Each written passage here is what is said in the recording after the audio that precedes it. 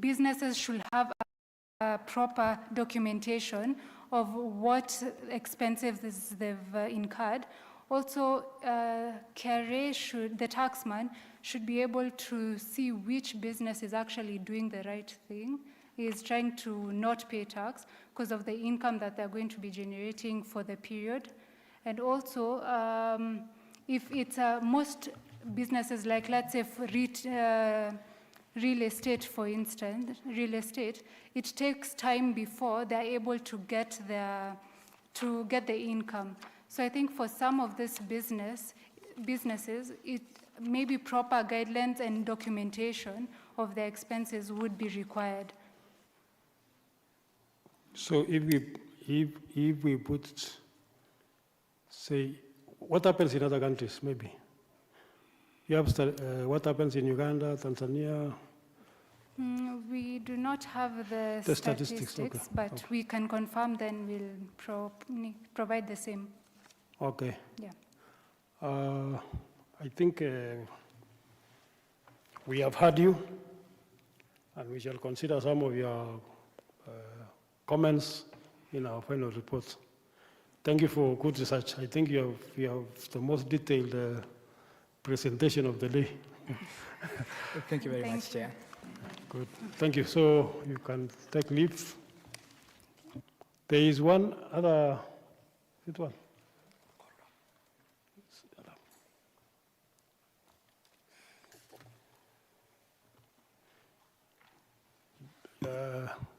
Before we go to Kenya Association of Manufacturers, there's one more. It's called Koru Ram. Koru Ram, where are you? Koru? Just take the seat here.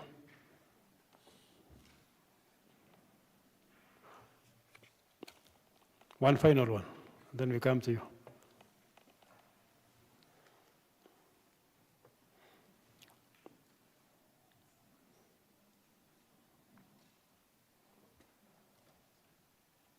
So you can introduce yourselves. Hello, good afternoon. My name is Gitahi Kunyuga. I am a co-founder and director of a company called Yamaroku Limited. We are the makers of a new kind of alcoholic beverage called Koru Ram that is not in the market yet, but we are hoping to introduce to the market. What is the name of the company again? Yamaroku Limited. Okay. Yes. Hi, good afternoon. My name is Yu Yamakami. I'm also the co-founder and director of Yamaroku Limited. And so I'm Kenyan. I'm originally from Japan, and but now I'm in Kenya resident. And habari zenu. I am a. But maybe, Chair. Maybe before you proceed, I am interested in the name Koru. Koru? Because I come from, there's a village called. Really? Is there any relationship? And Chair, to attach our discussion, I wish today have a sample so that we can attach. Sorry, did you say you come from near there? Or? No, I just saw Koru. We are based in Koru, so it's the village. It's just named after the village that we come from. So it's in Kisumu County, near Mohoroni.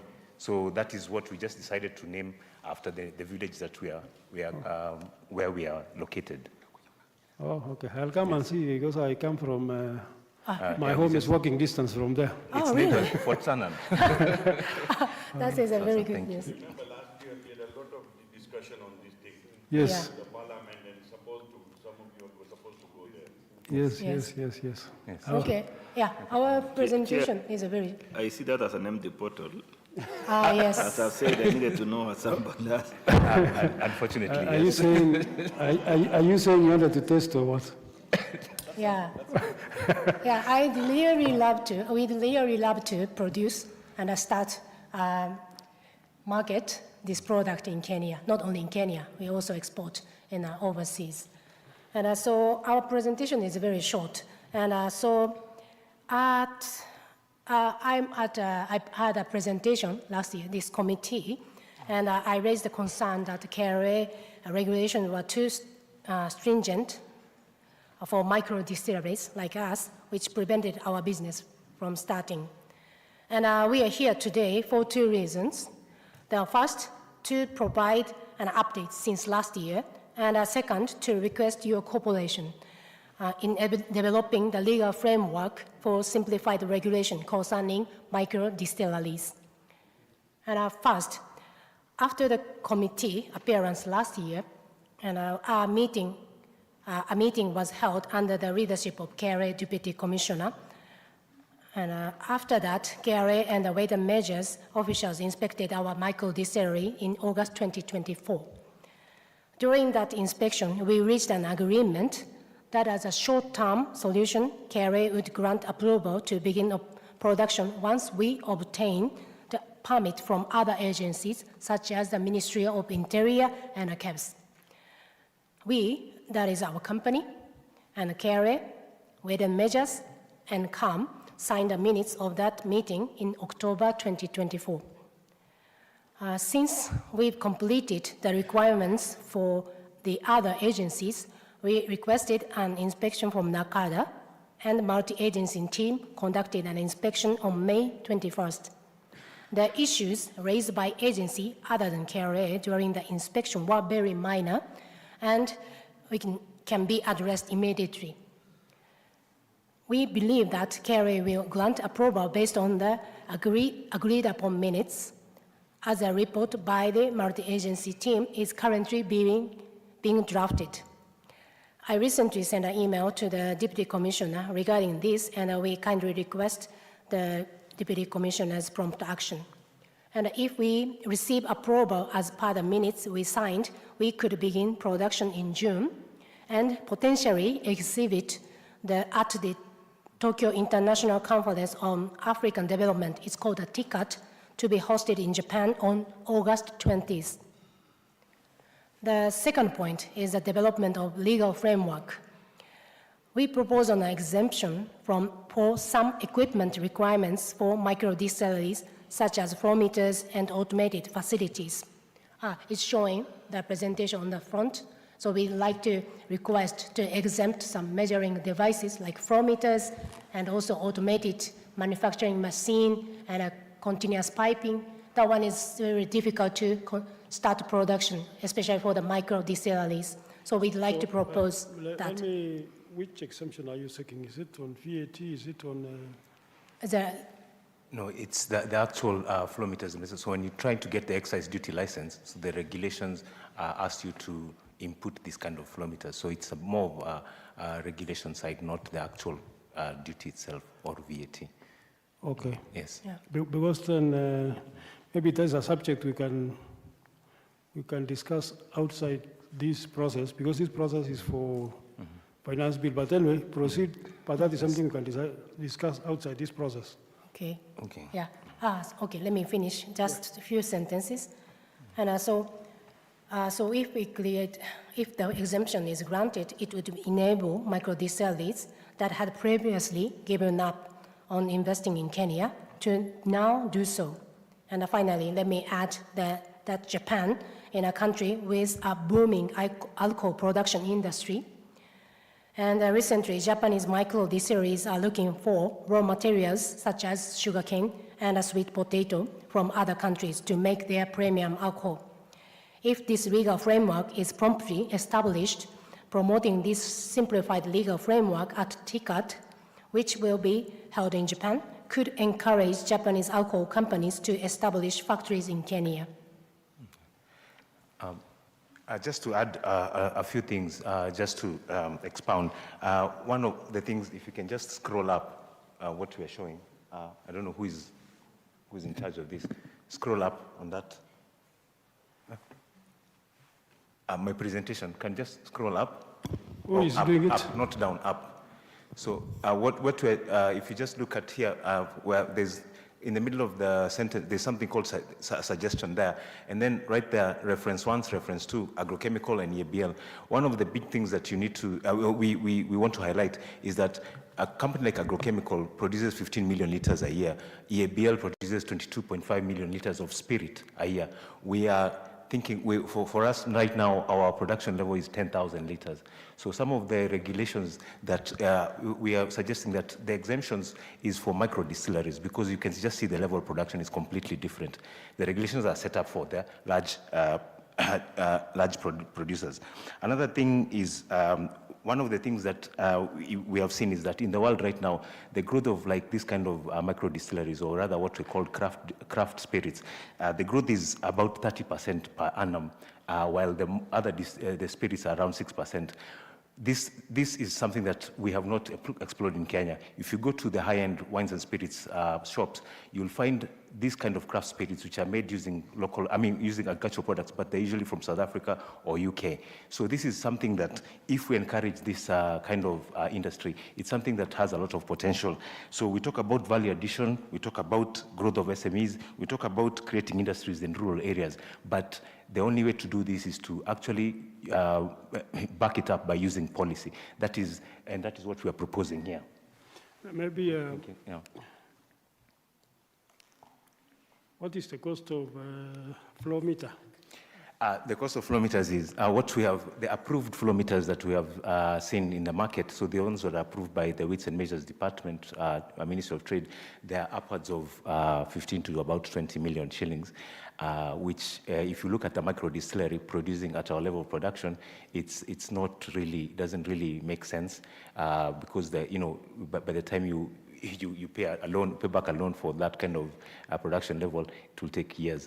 Another thing is also that the way that it's made, it's for this kind of the meters approved are usually for as the large producers which do like 24 hours continuous mass production. For us, we do batches, so it's one batch per week, one batch another week, and this is not really something that is feasible with the kind of meters that are approved. What about production line automation on the continuous piping? Yeah, the same thing, because when you're doing batches and the kind of thing, if some of the people who have come to actually see, it's that when we do batches, when you're doing in batches, so it's difficult to do automation, because another thing is when you're doing like craft distillery, you need to do adjustments, like minor adjustments depending on things like the weather, the things about like kind of raw material that you have. While when automation is when you make the same thing over and over again, like mass produced. It's like if you go to like places like let's say France, and you hear somebody say like a wine that was made in 2024 is better than the 2023 one, because they make them in batches. But if you do mass production and try to produce the same thing, the same taste every time, that one does not really fit with what you call micro distilleries, or rather craft production. Okay, I think maybe you need to seek another appointment with us separate from this meeting. Okay. Because these matters doesn't belong to finance bill per se, but they are business. Last year when we were here, we presented, and we were able. The Deputy Commissioner for KRA was around, and he was instructed, or rather, he was asked to provide us with a meeting, and we did, and we have seen some movement from there. But we still see there's some kind of. Sometimes they say there's a bit of. They need a little bit more of like legal backing, or rather a legal framework, which we think can only be availed from the legislative side. That is why we are here. So maybe you just arrange a meeting with us, Okay. and then we'll also call KRA, Okay. and then we see whether we can. Is it possible to actually know who I can arrange it with? Get in touch with our clerks here when there are people seated behind there. So They will advise you. okay. Yeah. All right. Thank you very much. Thank you very much. Anything else? Do you want? Asanteni sana. Thank you very much. Asante.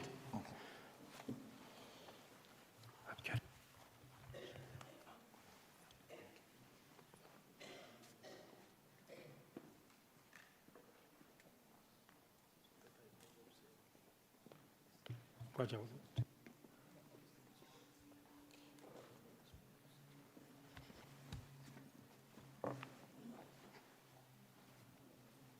We come to Kenya Association of Manufacturers. Welcome. Big team as usual. We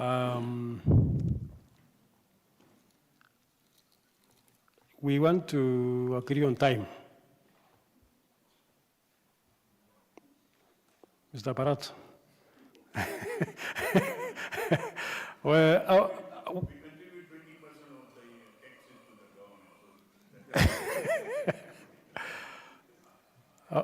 how many issues how many burning issues do you have?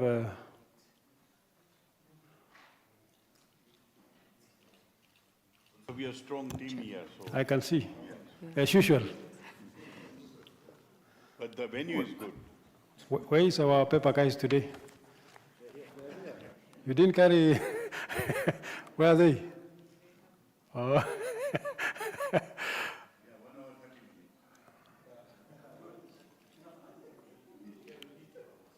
Huh?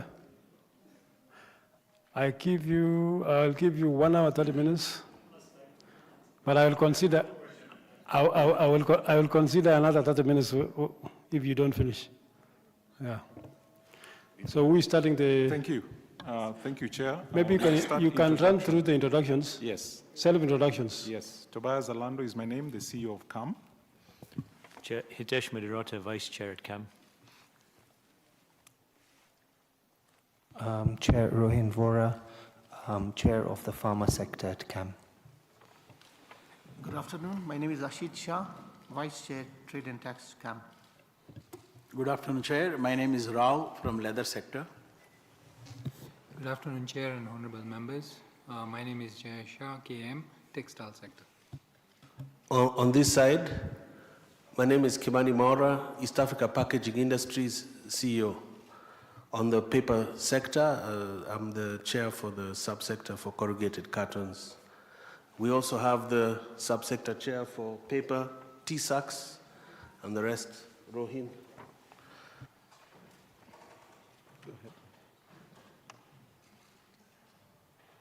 Go ahead, introduce yourselves. Honorable Chair, Irene Gaturo, Ernst & Young, joining in with CAM. Thank you. Chair, good afternoon or evening. Helena Chieng from Ernst & Young, supporting CAM today. Good afternoon, Chair, honorable members. My name is Akinyi Gikonyo, consultant at CAM. Good afternoon. The mobile mic. You can give them to introduce themselves also. Behind there.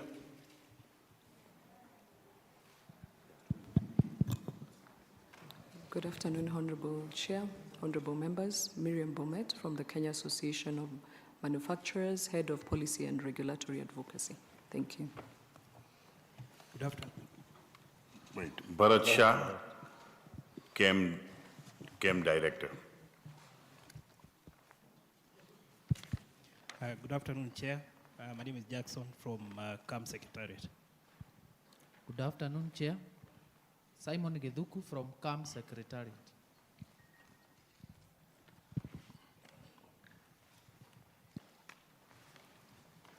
Good afternoon, Chair. My name is Dominic Mutai from CAM Secretariat. Good afternoon, Chair. My name is Ruth Lemlem from CAM Secretariat. Good afternoon. My name is Jitu Sawani.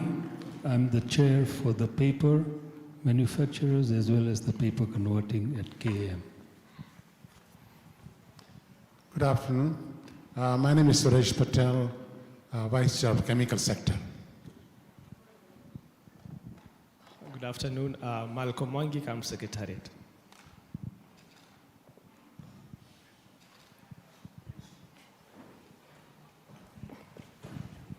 Afternoon.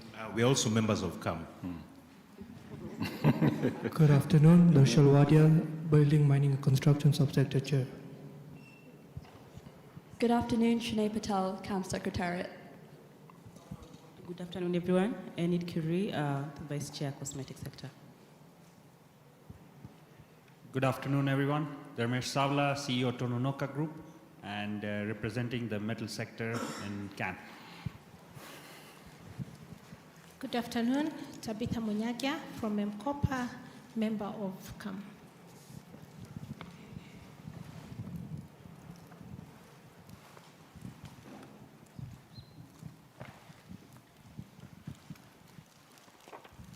Good afternoon, Chair. My name is Rohin Chandaria, Vice Chair for the paper sector. Good afternoon, Chair. My name is Viren Joshi, Dune Packaging. Good afternoon, Zipora Kuria from BAT.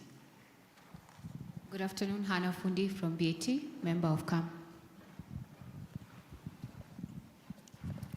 Good afternoon, Chair. Excuse my voice, I have a flu, but subsector chairman for the electrical sector, CAM.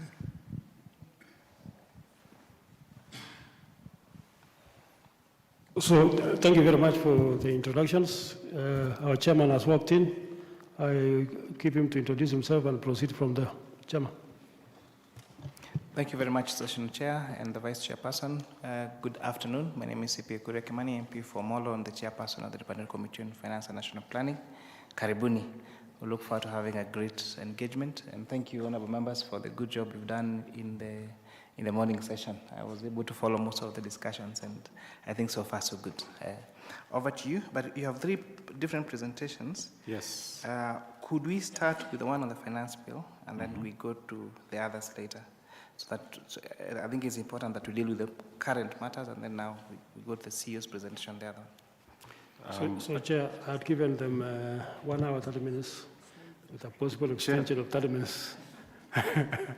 Yes. Chair, it is just a small brief setting the scenario, because without understanding the implication, then I'll take 5 minutes, if you allow me.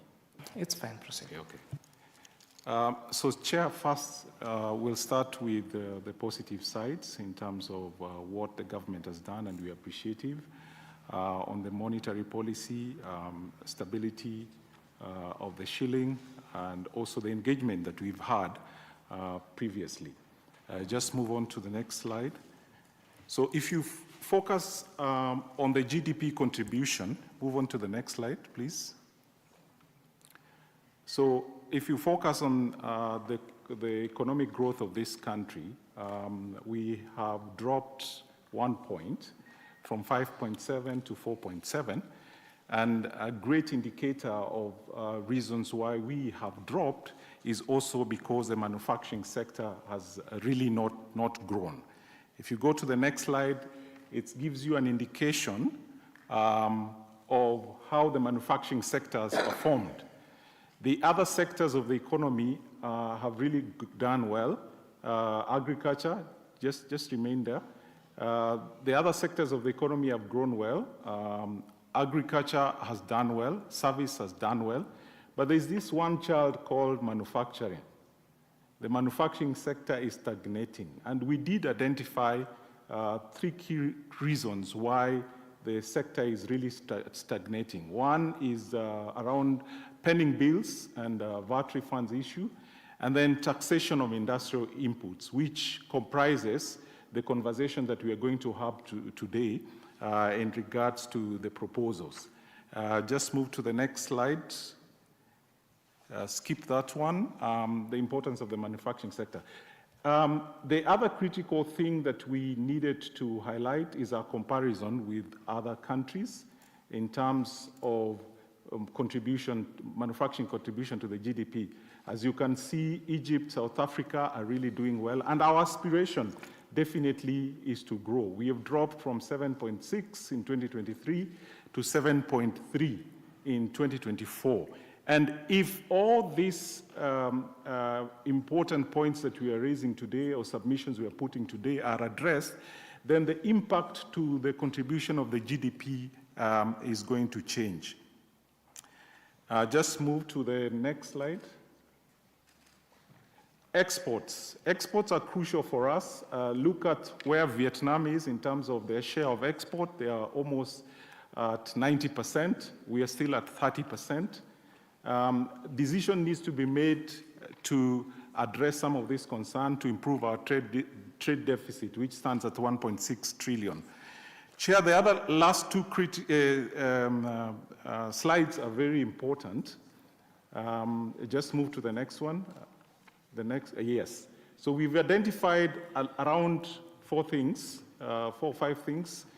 that touch around our proposal. One is the unstable and predictable policy, regulatory burden, high cost of industrial inputs, high cost of power, and illicit trade. So if you go to the next slide, we have a financial fiscal deficit of about 867 billion. And if just look at the three sectors that we have identified in terms of illicit trade, textile, alcohol, and tobacco, there is a revenue loss of about 162 billion. And these figures are available, Chair, from the Anti-Counterfeit Agency. That shows you that the government is losing about 826 billion because of illicit trade. Your revenue actually is on this issue around illicit.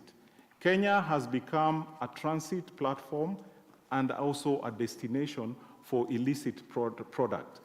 Mark, we've only touched on three sectors. If you look at leather, also has the same issues around smuggling.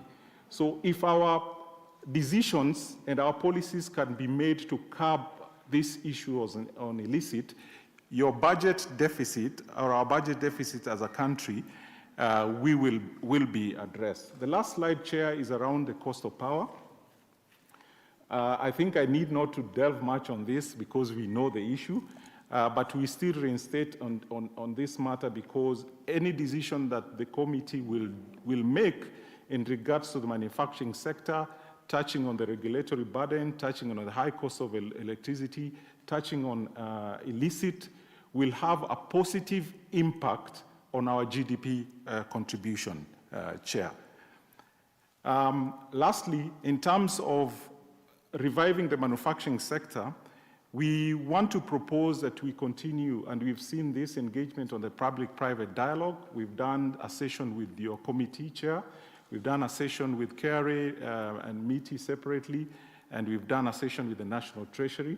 We just hope and believe actions will come out of this conversation. The last issue is on the data-driven decision-making.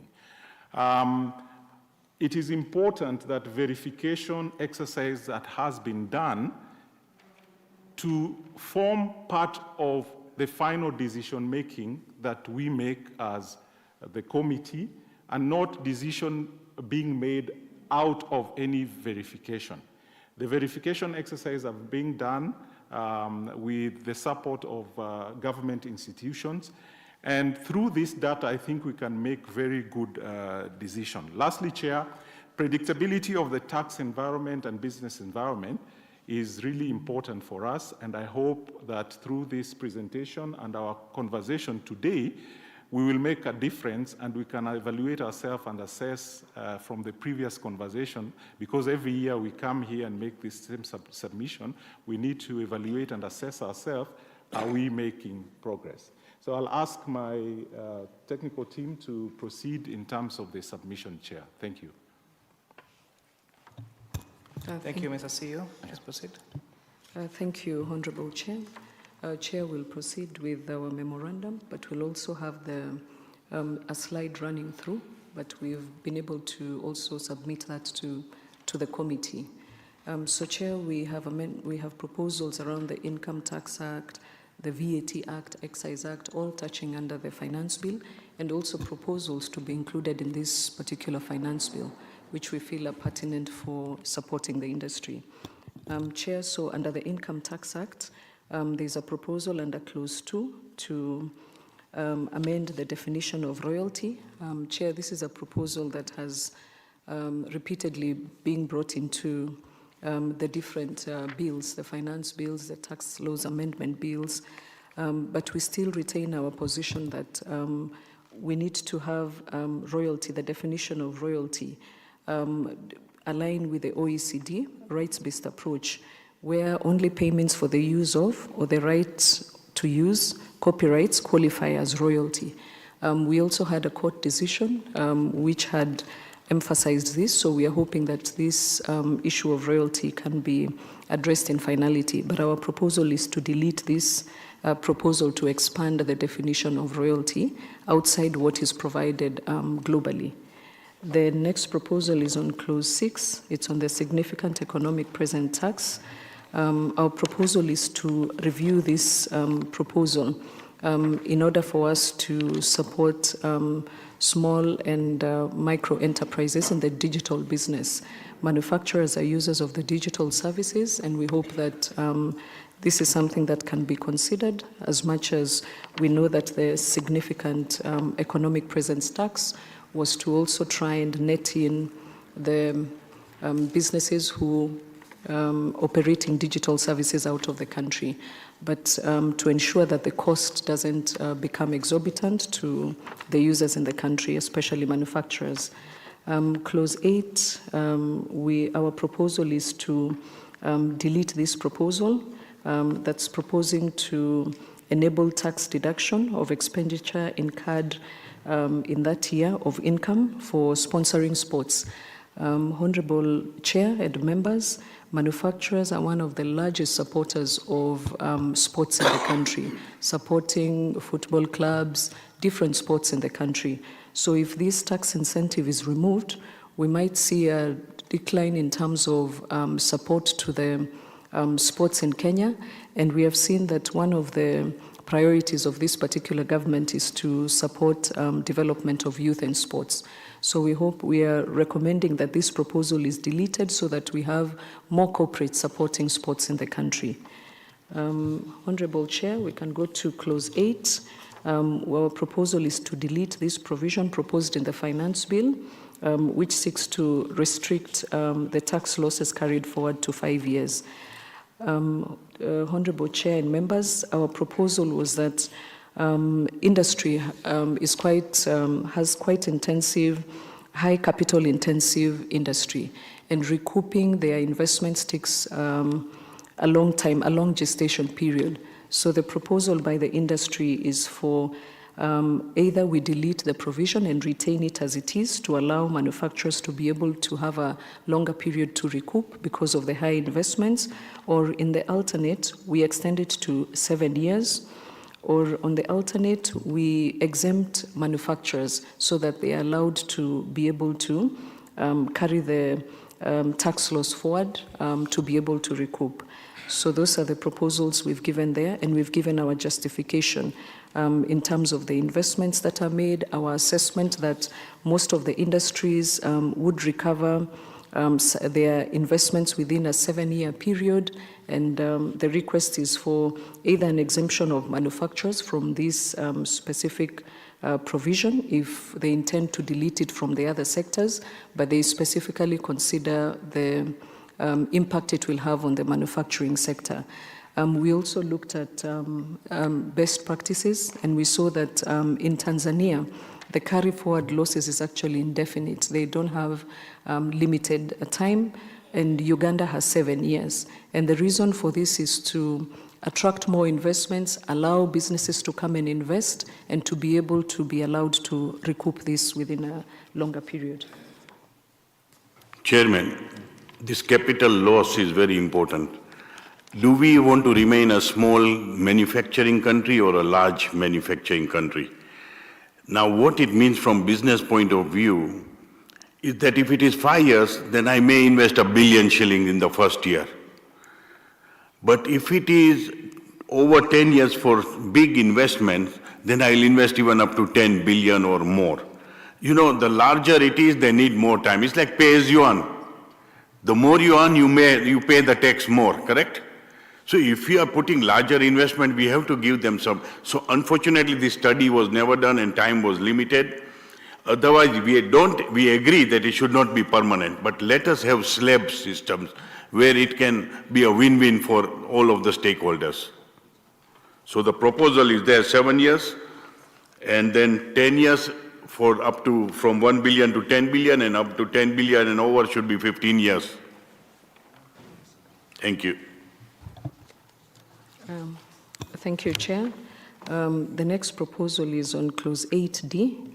It's similar to what we have just talked about, and these provisions allow the Commissioner to extend the period for deduction of such losses to beyond 10 years. So the proposal under the Finance Bill is to delete this And we are proposing that we retain these provisions in the event that the provisions on Clause 8C will be deleted, so that we allow the Commissioner to have powers to support sector-specific areas. But of course, we hope that that will be specified in the law to avoid any ambiguity and to be able to support the industry. The other proposal is on Clause 27. It's on removal of the investment deduction.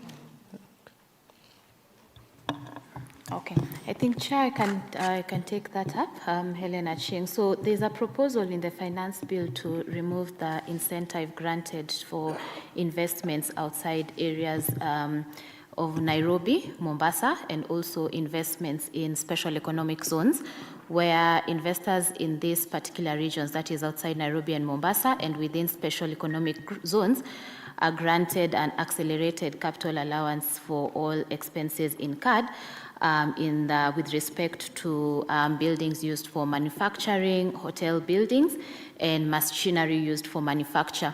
So what the bill is proposing is to remove this particular incentive, ideally reverting those persons to the second schedule of the Income Tax Act, whereby they will only be allowed 50% deduction of that expenditure, as opposed to the full 100% that they currently enjoy. Now, the purpose of this incentive in the first place was to encourage investments in areas outside Nairobi, Mombasa, and to also develop our special economic zones. Now, removing this incentive now would revert us to the position that we were in before, whereby now people would now be concentrating on investing in these overly invested areas in Nairobi and Mombasa, and now overlooking the SEZ. So our proposal is to delete that specific provision and retain the provision in the ITA as is, to just encourage investments in these outside sectors, because that's essentially the purpose of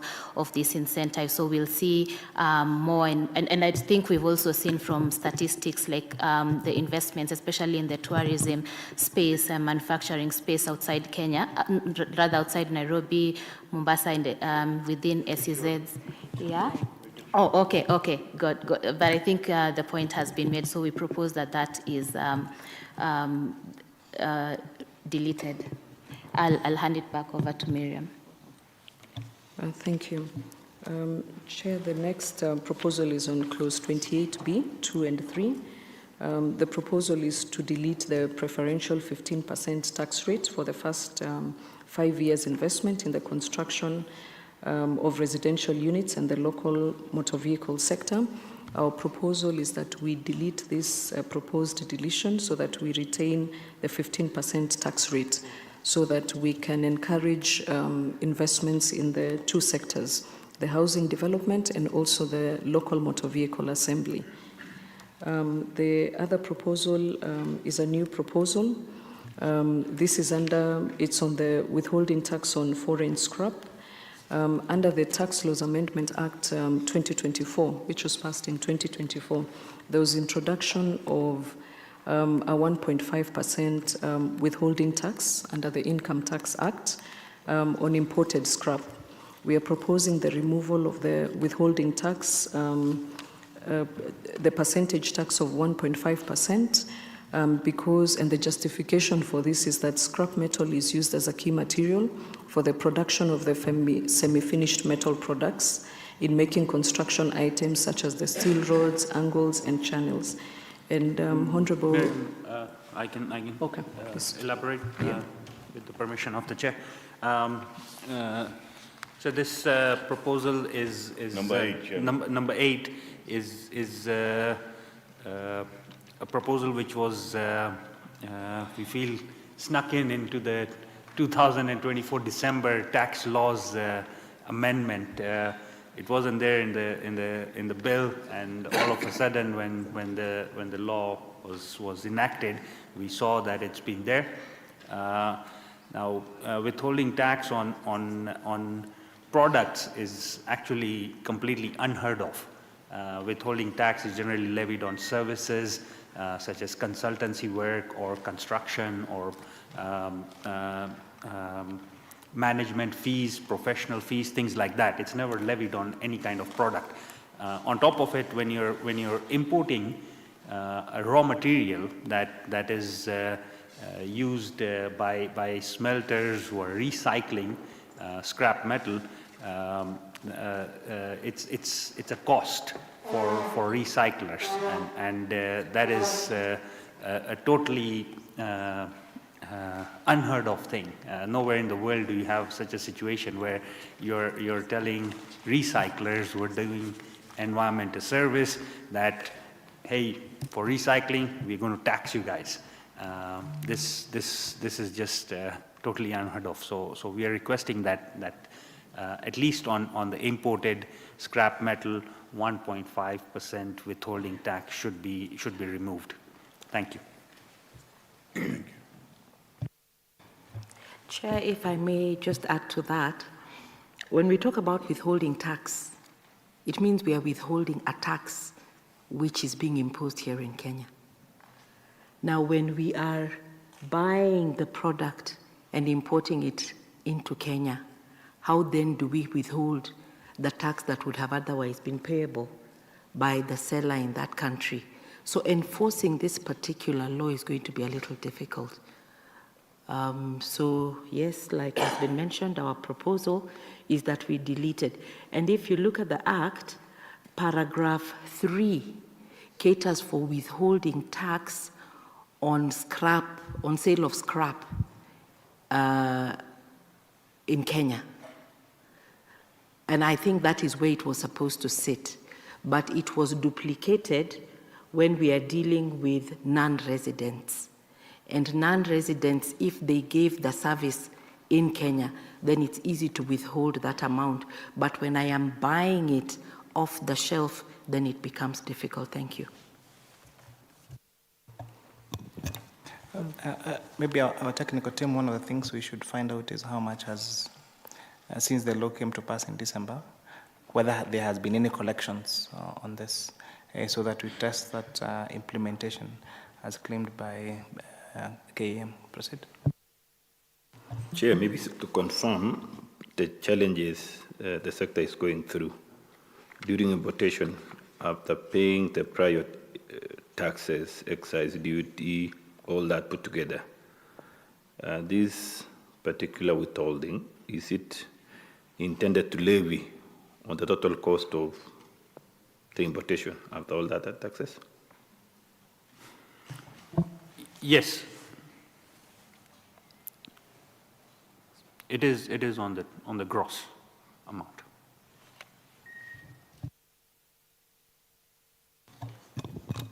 Chair, the next proposal is on the, it's a new proposal on Section 12D on minimum tax under the Income Tax Act. Minimum tax was declared unconstitutional at the Court of Appeal, and there's been no further appeal, and we are proposing a deletion of those provisions in the Act. But as per now, they are not implemented because of the court decision. But that's just the part of the cleaning up of the Income Tax Act. So, Chair, we'll move to the value-added tax.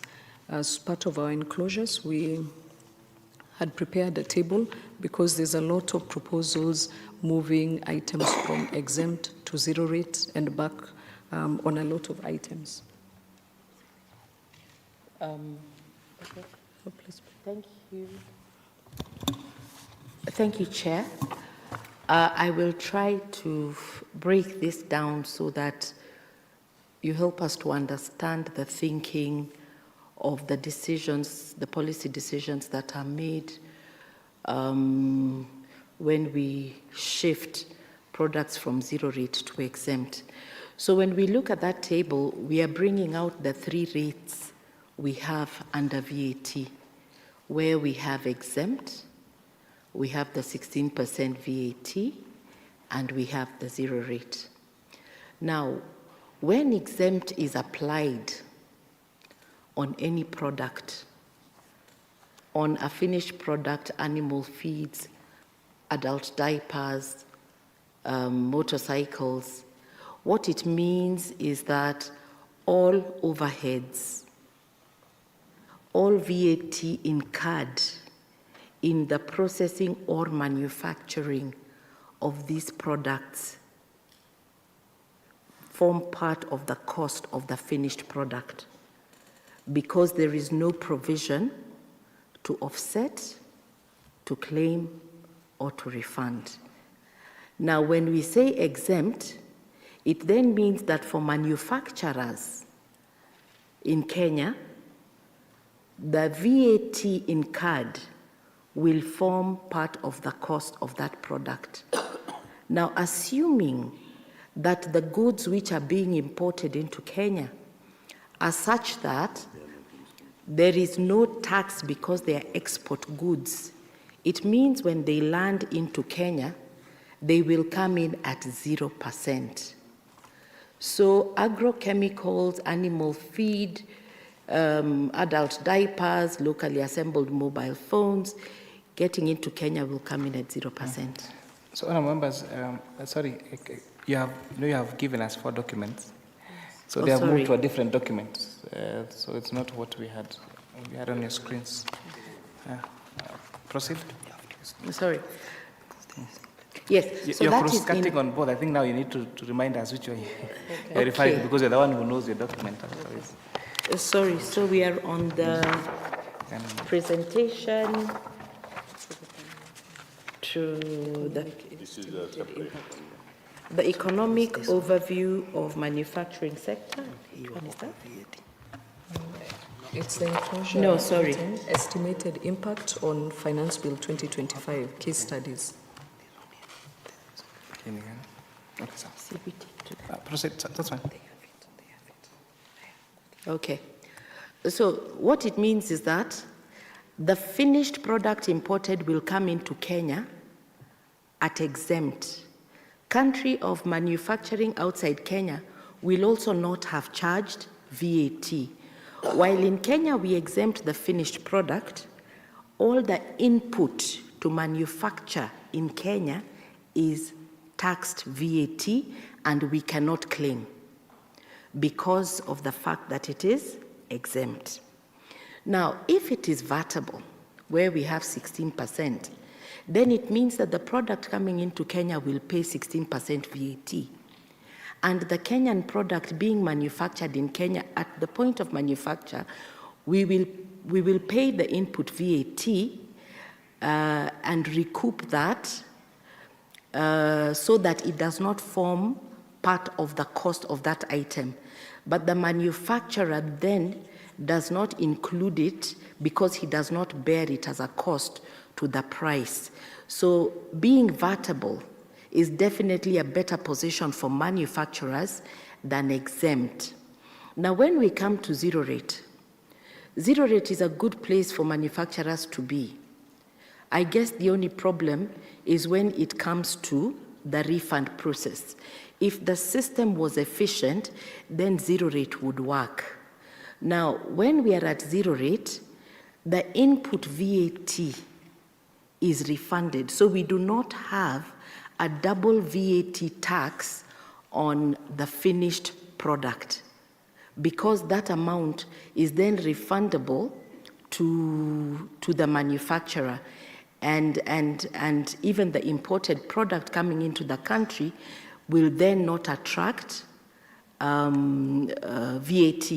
So there we have a level playing field, and manufacturers are comfortable to compete with imported goods. So our prayer is that we either allow the VAT to remain and probably try to understand why the mechanism of zero rate does not work. Right? So we would prefer to remain at zero rate for the products we produce, or pay a VAT, and if the rate can be nominal for manufacturing, so that it doesn't have to be 16. But if it is 16, we are better off at 16% VAT where we can offset than exempt. Then now there's a new proposal coming that if we are going to exempt the finished product, then we may wish to consider exempting the input, so that we don't have an exempt product and input to manufacture in Kenya is then vatable, which makes it difficult for us to do. And probably just to demonstrate, the next slide.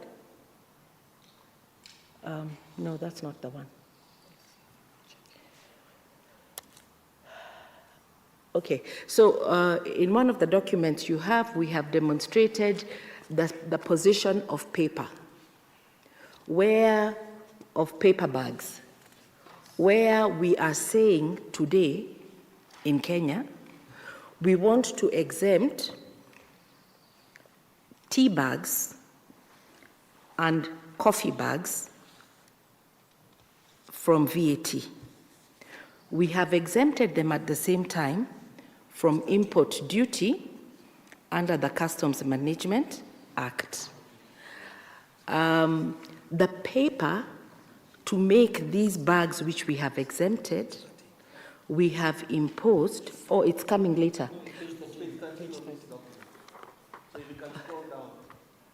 Oh, sorry, I've jumped. No, on this, no, on that document that was up already. There, it's okay. Oh, there. Yeah. Right?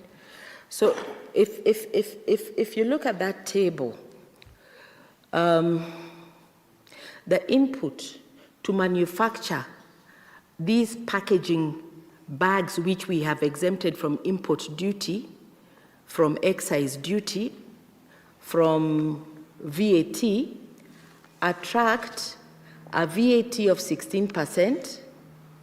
They attract an import duty of 35%. This is the input. They attract an export investment promotion levy of 10%. They attract RDL and IDF. So when we look at the total tax that a Kenyan manufacturer inputs to manufacture these products, which Kenya is proposing to exempt from tax, is 65%. Now, the imported one, which could be coming out of an EPZ, which could be coming out of a special economic zone into Kenya, or which is coming from the international agreement, free trade areas we're talking about, will pay 4.5%. So if you try and do the math between what we are proposing to exempt and what we have as policy for manufacturing, the picture doesn't demonstrate like we are then supporting local industry or manufacturing. So, Chair, our proposal is that that proposal is done away with completely. And we even look at the other areas to support industry to grow. If you look at, yes, can I just finish with this? So, Chair, one more. If you look at this slide is demonstrating our export position as Kenya. And we have tried to show against the years, and you can see where the dips are, the policy decisions that were made. So if this could inform the thinking or the decisions we then want to make, we believe that somebody will see that really we have never intended to take the dive that the numbers demonstrate. I submit.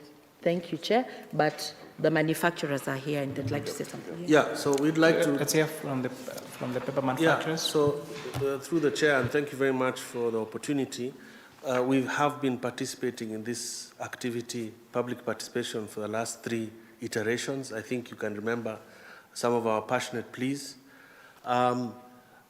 Without going much to repeat what has been said, we are at a serious inflection point, Bwana Chair. It is up to you now to decide whether you shall be meeting us again next year or not, because some of us will not be sitting here if this goes through. What you've effectively done is said, shut down manufacturers, move to import. That is what this law says.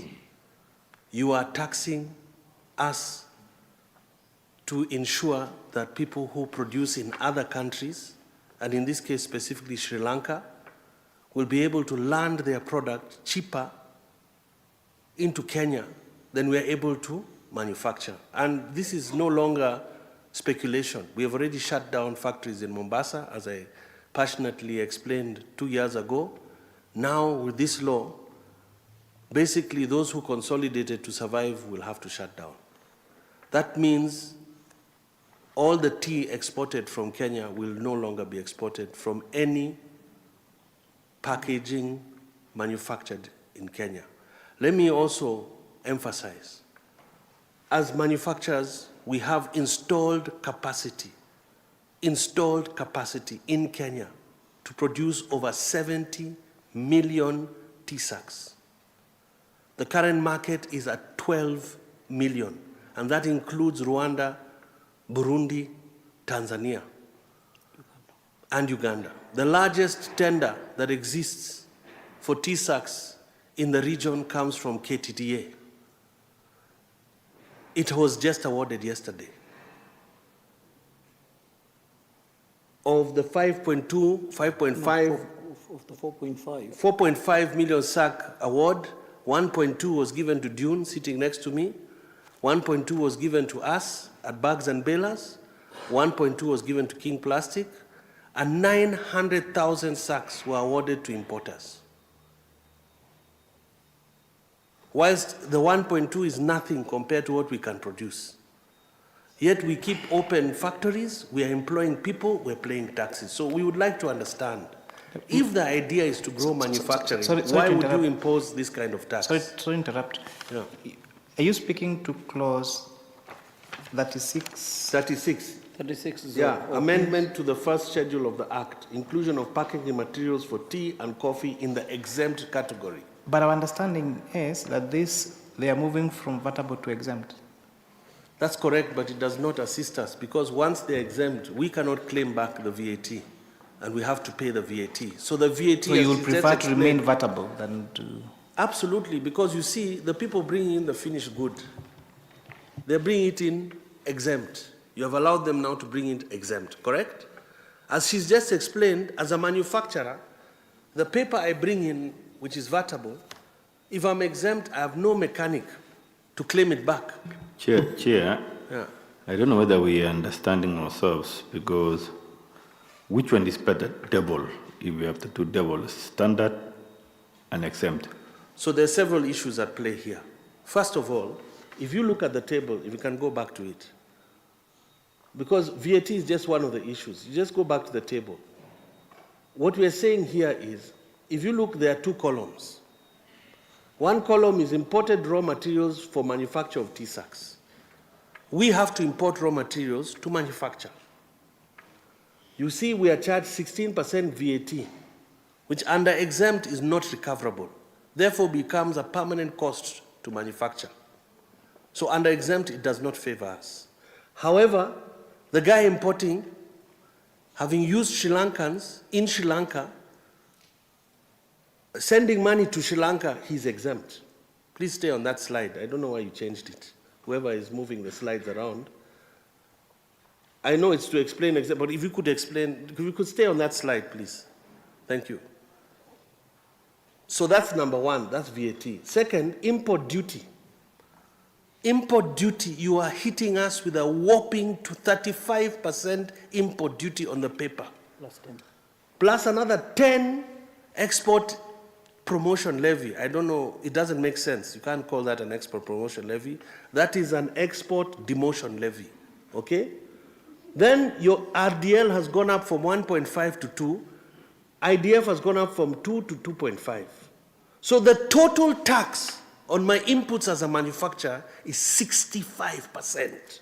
Then you turn around and tell the guy from Sri Lanka, lakini lete yako free. Who are we helping? Actually, I know, my friend, you are very passionate. I remember last time I saw you, you came with a lot of packaging materials in the presentation room. But actually, your point is noted. This analysis is very good. You know, at times, when you are doing a presentation, we need information like this. So based on this one, we can make a decision. Yeah, so, but... So I don't want you to be emotional. I know you are already emotional because you are likely to It's close. because our factories are shutting down whilst we're taking time. This is the third time you presented this, the third time, eh? Yes, but The same information. But now this presentation makes a lot of sense. You know, The other thing I'd like to just point out, we did a national verification exercise on paper. Yeah. Treasury was involved. Their signatures are here. Finance was involved. KEBS was involved. Industry was involved. You've all signed off on this. This is a government position now, but you're not respecting the same document. So the passion is because in between the iterations of this public participation, we are closing factories and we're not being listened to. So I will rest there because I'm being urged to allow others to speak. But anyways, be that as it may, in case we don't see each other next year, fare thee well. No, we will see you. We will definitely going to see you. Chair, I think you need to call upon the witness to withdraw that statement. In our traditions and our African culture, the moment you bid by, it implies bad omen, so you don't bid by. You'd rather use another soft word to explain the stress in the sector, but not to bid by. It sounds like you will be going the other side, you know? No, apologies, apologies, but whilst it's a discussion here, actually lives are being ruined. Between the last time I submitted and this time, we have had to let go so many people. The economy is struggling. It seems we are talking to a wall. So anyways, I will not say goodbye. Actually, Chair, I don't think he means what he is meaning, that he's not going to come for presentation in this kind of forum because they will have closed down. I think that's what my understanding. No, it's only my absence that I'm saying goodbye. Yeah, but Chair, I think this is a very important point, and I think if we can bring him, the sector, and KRA and Treasury to understand the repercussions of what they are proposing, because these are not our proposals. These are proposals from government, from national treasury, right, and KRA. So, but I think this makes a lot of sense to me. So, honourable members, we do not need any more engagement with KRA or National Treasury. It is our decision to make. Okay. And the decision that we make is what would be law. So the manufacturer is right in place to say that he's speaking to the right people, and no other meeting is needed. Proceed with the presentation. Thank you, Chair. So, Chair, the proposal and the justification that has been given is for clause 36O. And the proposal, after the presentations that we've made to explain, our proposal is to amend this clause 36O to introduce VAT exemption on inputs for the manufacture of packaging bags rather than the finished products. So what should be exempted is the inputs, as opposed to what is being proposed, that the exemption is for packaging materials for tea and coffee, so that we can support in local investments in the country, as opposed to making imports cheaper. So that is on 36CO. So, Chair, we'll go back to item 10 under clause M, which is on the issue to do with imports and raw materials used in the manufacture of passenger motor vehicles. The proposal is for removal from zero rate to the exempt schedule, and our proposal is to retain inputs and raw materials used in the manufacture of passenger motor vehicles under the zero rate, or exempt the inputs and raw materials used in the manufacture of passenger motor vehicles.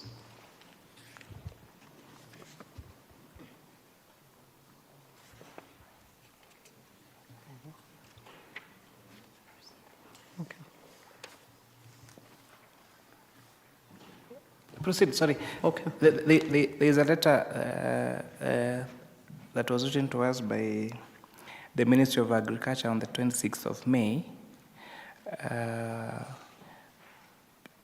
proposing further amendments, and I realize packaging materials are here. And considering that you don't seem to be speaking on the same page with the policy makers, I thought it's important that you go through them, so that you give us your views on them as we finish, so that we don't catch you by surprise again by thinking that is whatever the Ministry of Agriculture is recommending is the right thing, only to realize, like what you are saying to us, the impact of it is the opposite of what it's intended to do. Proceed. Thank you, Chair. I think, yes, they'll circulate the copy. And Chair, I think the Ministry of Agriculture is looking at the best interest, and they're actually speaking to what we are saying, that packaging material in the country for tea and coffee is quite expensive, and it's the justification that we've given there. So they are proposing a reduction, but what, of course, they are not seeing is that they want to help the tea and coffee farmers to export. But if they pass it as it is, they are going to encourage more imports than local manufacturing. So this is what is helping us now to trigger the proposals that industry is making, that we must reduce the cost of packaging in the country so that we benefit as a nation from the jobs, from the investments, and we are able to move on. So the proposal to support what the Ministry of Agriculture is saying is that we exempt the inputs for the manufacture of packaging bags. And that will be able to be a win-win solution for the industry to supply this to the tea and coffee manufacturer, farmers who are exporting. And then now the ones that are coming in will be more expensive, and we get to retain the jobs and investments. So that's under clause 36.0. So I'd given our proposals on 36M. So we are moving to clause 36N. It's on local manufactured motor vehicles, which are now being proposed to be VATable, 16% VAT. Our proposal is to zero rate locally manufactured passenger motor vehicles. The proposal is to remove them from the zero rate, and the request is to retain them based on the analysis that we have done in terms of the impact of moving an item from from zero rate to exempt or to 16%. Similarly, we have another proposal under clause 36. No, I think this is what we have already gone through, so we won't repeat that. No. I think there's one on medicaments. It's on the new paragraph 155, and our proposal is to delete this clause so that we retain medicaments, raw material inputs and raw materials for the manufacture of medicaments under the zero rate status. I'll allow Dr. Rohin to just highlight in a few minutes. Thank you, Miriam. Chair, what has happened, if we look at clause 37A, which is item 20, together with clause 36O, which is item 12. So currently where the pharmaceutical manufacturers are operating under a zero rating regime for inputs and raw materials, whether it's locally procured or imported. And the proposal currently is to then move it from zero rating to exempt. As you're aware, all medicaments is already under the exempt schedule. So what will happen now, if the inputs are moved from zero rating to exempt, if we buy any packaging material from our colleagues, the paper manufacturers or the cartons, what will happen is they will not be able to claim their VAT back by virtue of the fact that they will be supplying us exempt items, and automatically they will increase their cost to us depending on how much it is, and that will increase the cost of our inputs which we buy locally. That will lead to an increase in prices from the region of 3 to 7% of local medicaments, which will make us a little bit uncompetitive versus imports. And also remember, we will not be able to claim that. So we will put all that in our costs, and also for exports, we will again lose our competitiveness. As you're aware, there's a lot of investment going in, or you may not be aware, currently in Uganda and Tanzania for local manufacturers, whereas in Kenya, it's not as much more because of the support being given. And what we want to do, we used to be the big brother. Lately, what's happening is I think we're becoming sort of equal or the younger brother in local manufacturers. So our proposal is to keep it under the zero rating regime, which is the inputs and raw materials for pharmaceutical manufacturers.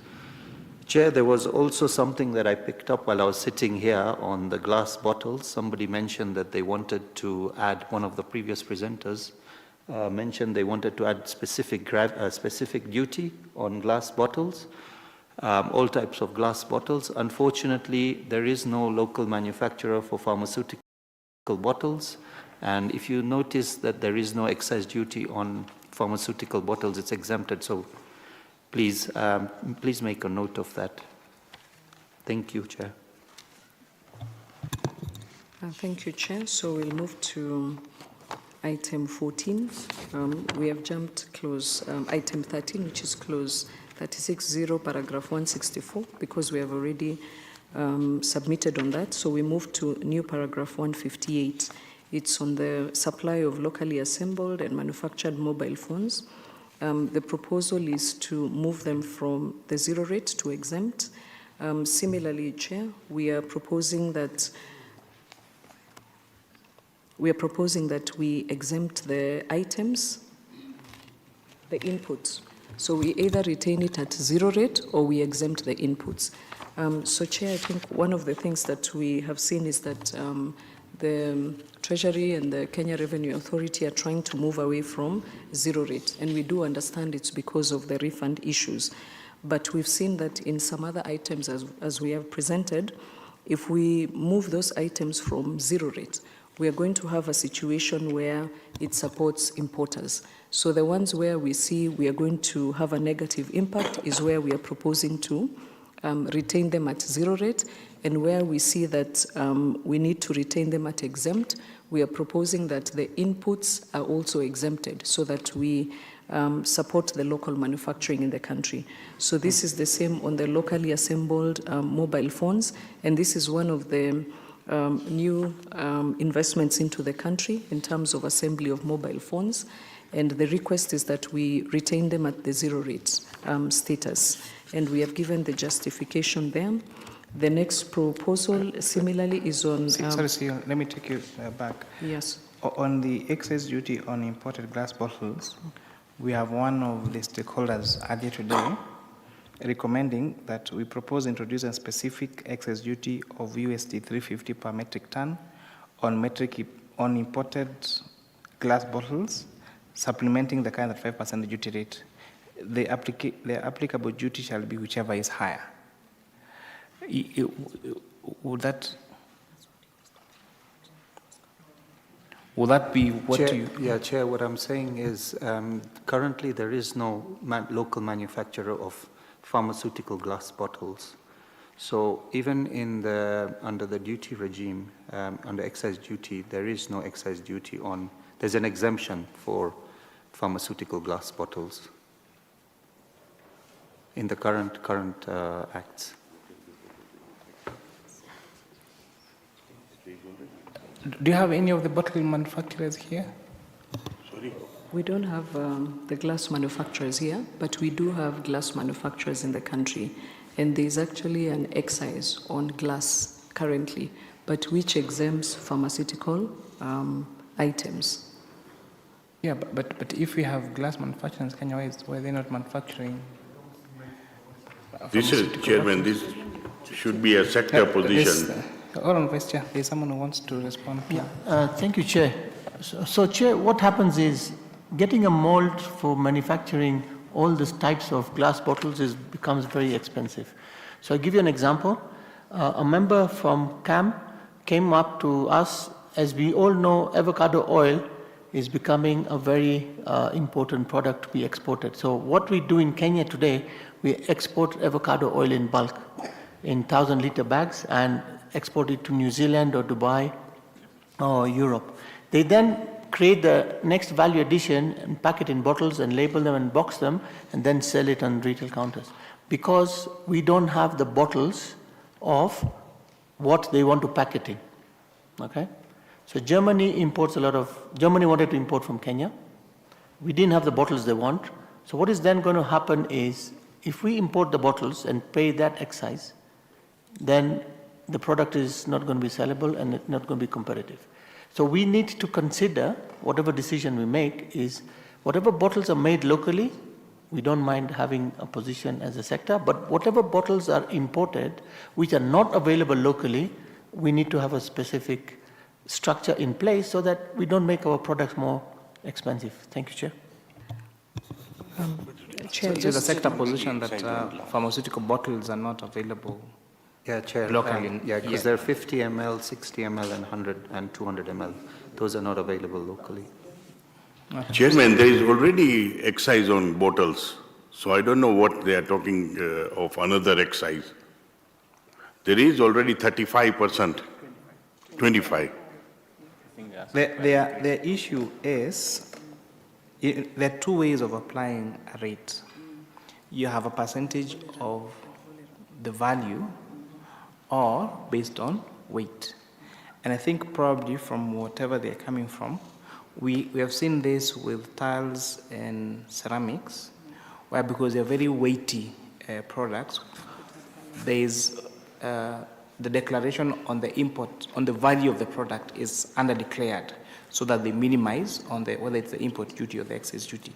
So for those bulky products, for those high weight products, then it becomes easier, it becomes better to charge them on weight and not on value, because otherwise then someone brings a whole container of glass and they say it's worth $1 million shillings when it's at 10 million. But when it's on weight, you know, you have to measure the weight of those particular products. But Chairman, agreed. Yeah. But they have to prove with workings that if it is 35% duty, the equivalent specific. In CAM, we bring this proposal, all the metal sector has it, but we have evidence and we have our team checking the working. What has happened this budget, I saw from the treasury, 200 shilling a kilo, every item 200. Justify 200 shilling you are getting how? That is the question Parliament should be asking. And we'll help you. Yeah. So, Chair, lastly on this matter of glasses. Yeah, so we have got, so it's called specific duty. And at CAM, we have a formula which we use to give and calculate specific duty. We cannot just say charge $1,000 a ton. Okay, whatever duty is implicated, say 25%, what is 25% of duty per ton? That is what the specific duty should be. Okay, and that is what we should all look at. We cannot overprotect, otherwise we will not be doing justice to the other sectors. Thank you, Chair. Okay, so you proceed. Yes, and Chair, we are willing to submit a proposal with regard to that. Can I just say one thing? Chair, and I think it's maybe to set context on a lot of things, is that there are proposals that we heard earlier on which were touching on aluminium, specific rates to be introduced, glass, paper, and the presenter is saying these are new proposals. And we're here discussing a bill in which we've all publicly seen and not had an opportunity then to be able to counter a proposal. I think it's so important that anything that comes new that may touch on manufacturing really needs to be considered as what's the impact of that. So all of these specific duties, as we've learned in the past, when we unpack them, they've either been good or some have been very bad for manufacturing. So I implore that anything new be given or can be given an opportunity to interrogate so that it doesn't become something that, you know, becomes of contention later on. Thank you. That is why the document I've shared with you is a confidential letter. But then when I realized it's touching on manufacturers, I was like, can we hear your side of the story? That's what you're doing. And it's okay, even if you feel you're not ready now to comment on that letter from the Ministry of Agriculture on those particular measures, you can go and have a discussion, and you can invite you for another meeting before you complete our public participation. That's exactly what you're doing. Yeah. Thank you. Chair, we appreciate and we're happy to get the feedback. Chair, we can move to the other item. It's clause 36O. It's paragraph 159. It's on motorcycles of tariff heading 87111600, which are being proposed to be removed from the zero rate. The proposal from the industry is that we retain the supply of locally assembled electric motorcycles on the zero rate. And I think it's based on also the previous presentations that had been done. The other proposal is similarly on the same clause, but paragraph 161, supply of solar and lithium batteries. And the proposal is to, in the finance bill, to move them to the exempt status. The industry proposes that we retain it at the zero rate. The other proposal is on clause 37E, paragraph 31. It's on the electric bicycles. Similarly, they are being proposed to be removed from the zero rates to move to exempt, and the industry requests that we retain the same at zero rates. Clause 37G, paragraph 33, items to do with electric buses, similarly proposed to be removed from zero rates, and the industry recommends, the industry's proposal is to retain them at zero rates and to further introduce a 16% VAT on fully built imported electric buses so that we can support local investments in the country. We have a new proposal on zero rating of locally manufactured buses. The proposal will be in line with the proposals that are already there, and it's to provide for zero rating of locally manufactured buses by amending the first schedule to exempt both buses and inputs.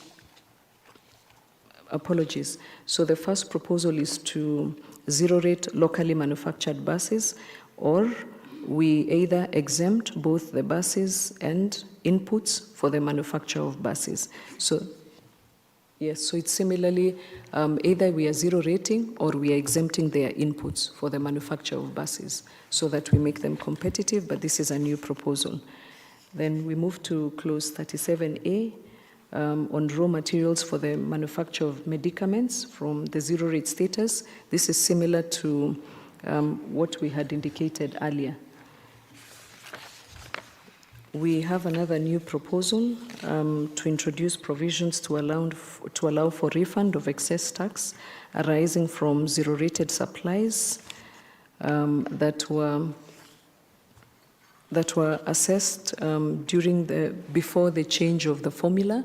This is a proposal that we have been putting forward that a number of manufacturers were unable to claim their refunds because of the changes that were made to the formula for VAT input-output adjustments. So the request is for extension of that period to allow the manufacturers who are unable to claim at that time to be able to receive their refunds prior to that period. The other new proposal is on promotion of locally manufactured textile products. We are proposing that we revert back the fabrics of heading 5407 back to 16% VAT. What had happened in the Tax Laws Amendment Act is that there was a proposal that exempted goods of Chapter 5407 and Chapter 6309 as raw materials for manufacture of textile products in the country. So when we looked at these raw materials, we confirmed from the industry that these products are locally produced and they shouldn't have been moved to the zero rate status. So the proposal is to move it to 16%. I think the chair of the sector.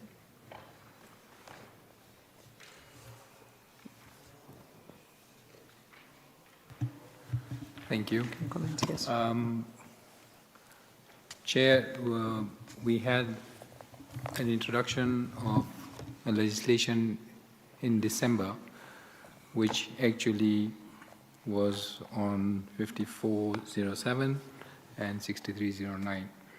The 6309 is basically import of second-hand materials or second-hand clothing, which was going to be treated as raw material for making new garments or changing the garments. Now, this seems a very far-fetched reality on the ground. We hardly see any products which are actually in this particular category, and we import so much second-hand clothing, which we have now become the largest importer of second-hand clothing in Africa in 2023. So this is one of the areas where we see that this is not a reality, and we need to remove what we have given as benefits of IDF, RDL, and even for wet exemptions. Those need to be removed from this particular tariff. On the 5407, similar things. We are making fabrics. I have some fabrics here which are made locally, which come and fall under the 25407. These are locally manufactured products, and they have been exempt from RDL, IDL. And we have the capacity to feed the local requirements through our local industry, which is Sunflag, Thika Cloth Mills, Rivertex, which are currently running at around between 40 to 50% of their capacities. And we are allowing more cheap imports to come into the country, which is creating a problem for the local industry at the moment. So these need to be rectified and taken them back to applying the IDF, RDL, and VAT exemptions which have been given on these particular items. On the whole, the sector is on a downward trend. If you look at the local manufacturing year on year, if you look at the tax returns given to the KRA are coming down over the last 3-4 years. Every year they've been dropping. And this is also to say that the sector is in dire straits and literally limping at the moment. So we really need support on various levels from the government to revive and to reboot this sector. Although we understand or we know that the textile cotton sector is doing a lot more in terms of growing the cotton, taking it down to the ginneries, the spinning, making it into fabric, and taking it forward to garmenting. If we do have this type of incentive given to imports, then we are also restraining our cotton mills to move forward, and also that will affect the agriculture sector. The cotton growing sector will also be an issue going forward. So these are some of the issues that we need to really rectify. Coming back to the textile sector, there is a lot of opportunity to grow, and as the government has also identified as one of the sectors with leather to be given importance so that it grows and really creates the employment which it can and has the potential to do that. So this is one of the things that we really need to understand. Now, if you look at the slide there, on Mitumba we have goods coming in which are also like new. If you look at the two pictures, this bottom one is like dresses just like new, which are coming in as imported in Mitumba. And if you go to some of the vendors which are selling second-hand clothing, you can also find shirts of the same type with 4 or 5 different colors. If that is the case, then are we saying this is really second-hand?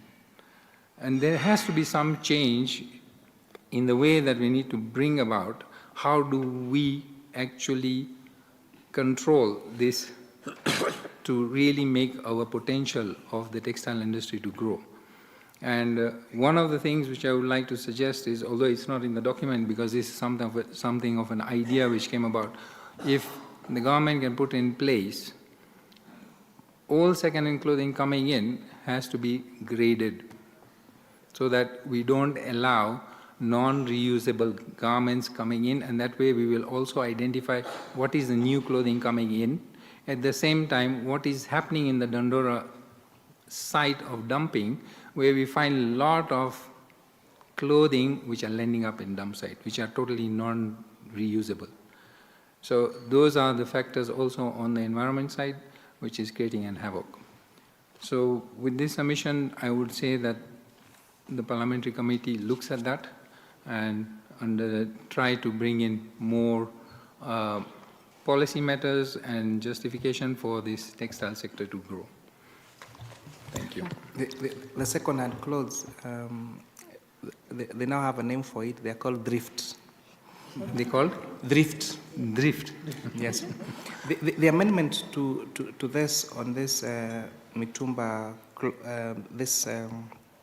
the exemption of this textile, and maybe as practitioners in the sector, you may advise this committee, was a thinking that, or presentation from stakeholders that there are manufacturers of pillows and mattresses, and now what they use to make those pillows and mattresses is from those, so they buy the quote unquote mitumba in bulk, and then they do something on them, convert that into foam, and that makes mattresses and pillows. And now the thinking then was that then that becomes a raw material that is being used to make pillows and mattresses. So maybe you could tell us whether that is the correct. You are the practitioners in that sector. You Thank seem you, to Chair. have an. So thank you, Chair. On that one, there is a certain amount which can be done that way. And for the blanket manufacturers in Kenya, we've been doing this time immemorial. In the 60s, we were doing it. So that's not new to us in that sense. But if you look at the volumes that are coming in, it doesn't match any of what we are talking about. If you look at the quantum of things which are made, mattresses and pillows, where are they? Who is doing them? Where is the plant? Can somebody go and see it? It's happening. How much of it is happening? Let's validate everything that is there on ground to understand what. And then why do we need to exempt everything? Just give it to the manufacturer, exempt. That will save the rest of it. So it should be specific to a manufacturer. But it is specific to manufacturer. It says taxable goods of chapter 5407 and chapter 309 imported as raw materials for manufacture of textile products in Kenya upon recommendation by the Cabinet Secretary responsible for investments, trade and industry. Yeah, so that is true, but we need to have validation of the amounts and things that will help the commissioner to also understand what he needs to exempt and how much. Lastly on that, and then progress. Thank you, Chair. I think the sector chair has stated that probably we would want to understand or to know how many companies have been set up to do that shredding and are actually making the garments that are coming in or the articles that are coming in under second-hand clothing. Secondly, it's important to note that this has been zero-rated. This has been zero-rated, yet we do not have the industry running as yet. Now, if we look at the trend of second-hand clothing into Kenya, it's on an upward trend. And the industries we are talking about do not exist yet. So it's important that even as we want to do it, and at the same time, on the other hand, we are saying we want to grow the textile sector, we want to look at the two items together at the same time, just so that we are not killing the legit industry for this imaginary industry. And like the chair has said, in the early 60s, we were using it to make blankets. If you look at the blanket industry today, it has reduced. The number of companies producing as compared to the time using this particular raw material has reduced, if we have any at all. So ours is, let us in fact, restrict it. Take it to a position where it is restricted and controlled if it is to continue. But otherwise, the zero rate that has been given there is for products of Chapter 63 or 6309, which means all second-hand clothing can come in under that particular zero rate. So our prayer is that even if we are going to do that, let it be done, but let it be done where we have legit business. If we don't, it's important that we protect the existing industries. Thank you. So it is your admission that there is none of your members that is using textiles. There's none. Second-hand textile to manufacture mattresses and pillows. I proceed. Chair, just to add on that is that we have an interesting case where the Ministry of Environment and NEMA are now requiring companies to collect used materials in the country. So we would have preferred whoever it is who's proposing these proposals can actually start with what is in the country that they are saying is waste materials. But it's, as the sector is saying, this is just a conduit to import more of used materials. And you can see from what the sector is saying that we've reduced the textile industries in Kenya. And we have about 30 remaining from the 80 that we had in the country. So this will be one of the loopholes that we are bringing in more second-hand. Chair, we'll move to the other proposal, which is a new proposal. It's a proposal to exempt inputs for local manufacturing of denatured bioethanol for cooking. The proposal is to have inputs and raw materials locally purchased or imported for the manufacture of denatured bioethanol for cooking, exempted. And we've given the justification. So, Chair, those are the proposals under the VAT Act that we have proposed. We'll move now to the Excise Act.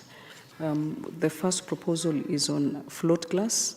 There's a proposal under the Finance Bill to amend the first schedule to introduce the items imported float glass.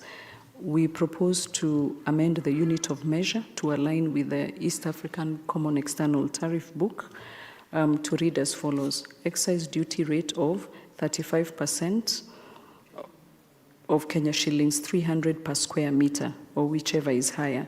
What is indicated here is Kenya shillings 200 per kg. So the proposal is to revert back to what is provided for under the common external tariff, which is square meters as opposed to kgs. The other proposal is to exempt glass processors sourcing float glass to produce toughened and laminated glass from the excise duty. Tanzania and Uganda, from what we have seen, have also done a similar exemption since there is no local producer for such items.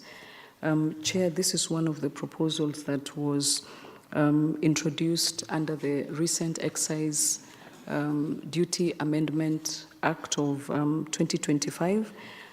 Chair, one of the things that we saw in this proposal was also the issue to do with backdating of taxes.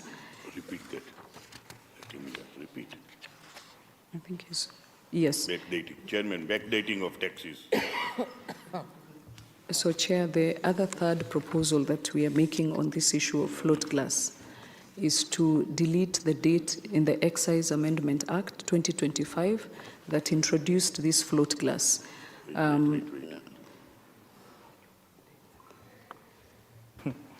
The documents you have and what you have are two different documents.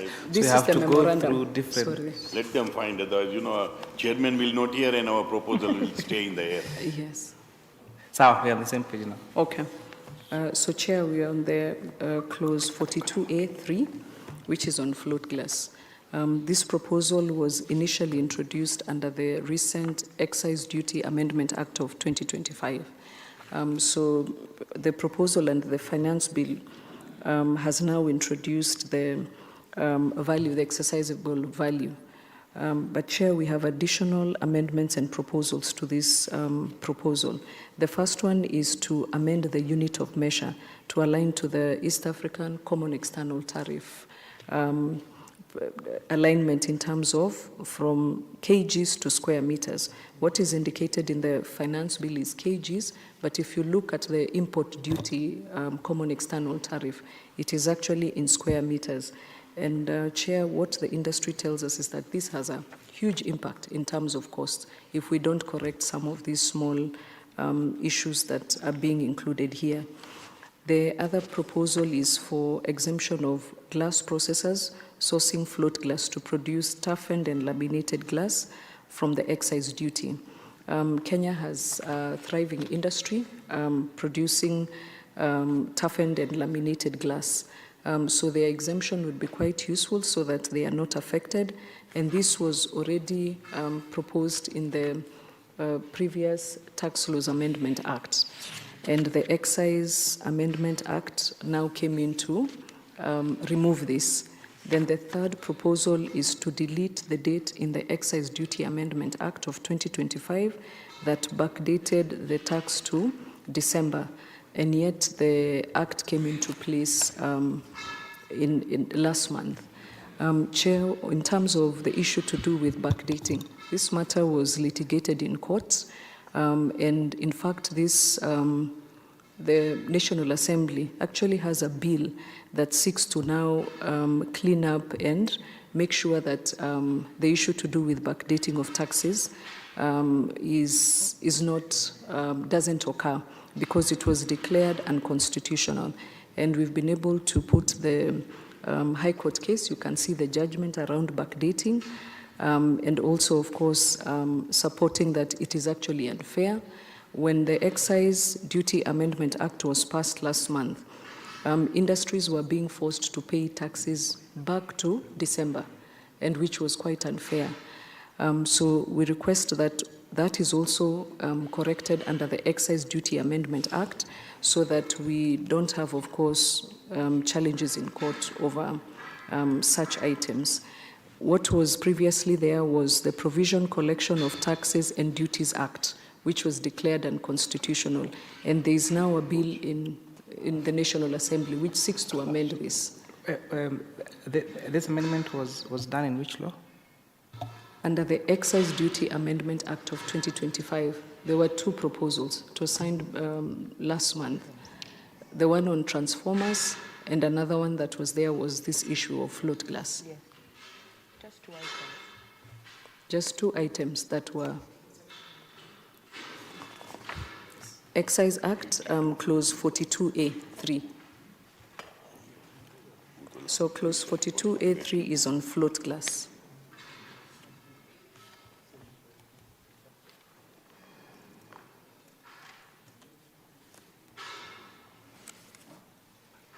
Again, you're saying in the parent act of Excise Act, you said which section of?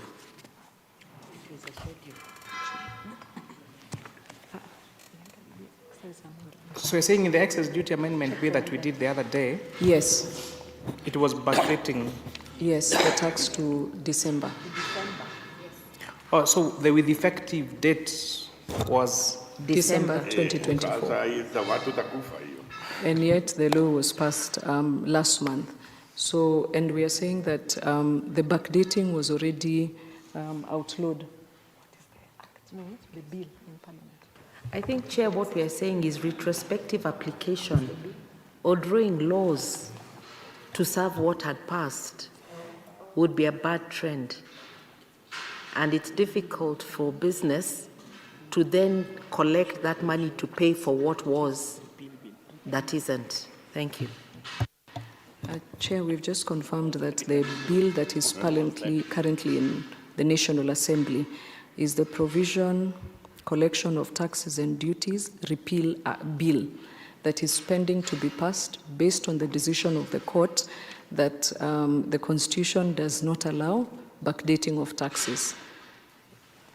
So that is also a proposal that the industry seeks to get amended so that we don't leave it on as part of the Act, and then also to move back to square meters as opposed to the kgs that is proposed under this proposal, and to exempt the float the glass processors, sourcing float glass to produce toughened and laminated glass.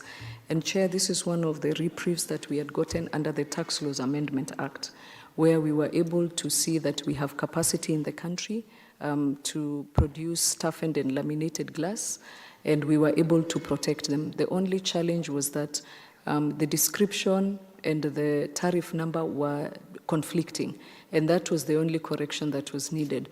But of course, out of that, what came out from the Excise Duty Amendment Act was totally different provision that was now charging float gas at a higher rate and even backdating it. Chair.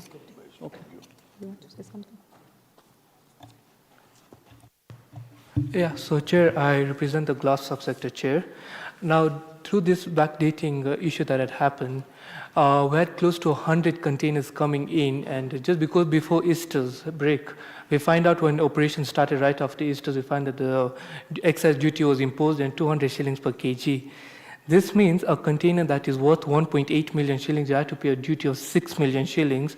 The repercussions are so bad. Till date, we have the glass processors without the raw material. As is mentioned here, 7005 is a core raw material. We have processors right now who have invested close to 120 million shillings or 130 million shillings in their plant. They're left without any float glass right now. So the repercussions for the backdating or whatever this Ms. Miriam has mentioned, the repercussions have been really diabolical. And Chair, just to add that we don't have a local float glass manufacturer in the country. What we have are toughened and laminated glass processors in the country who contribute to revenue. So Chair, we'll move to Chairman, unfortunately as a Kenyan, we were supporting Tanzanian company, and they never support Kenyans. Though that person must be in Kenya, but I think if it's a Tanzania company, we look at it differently. We must look about our country. So this was a very ambushed thing that happened. And you know, that's a predict the unpredictable and expect the unexpected. That is what we are seeing, which we need to get out from. Thank you, Chair. Chair, we can move to the next proposal, which is on clause 42A 6. It's on spirits of undenatured extra neutral alcohol.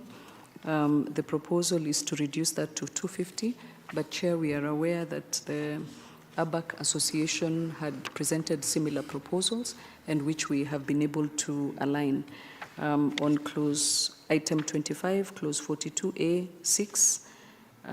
Also on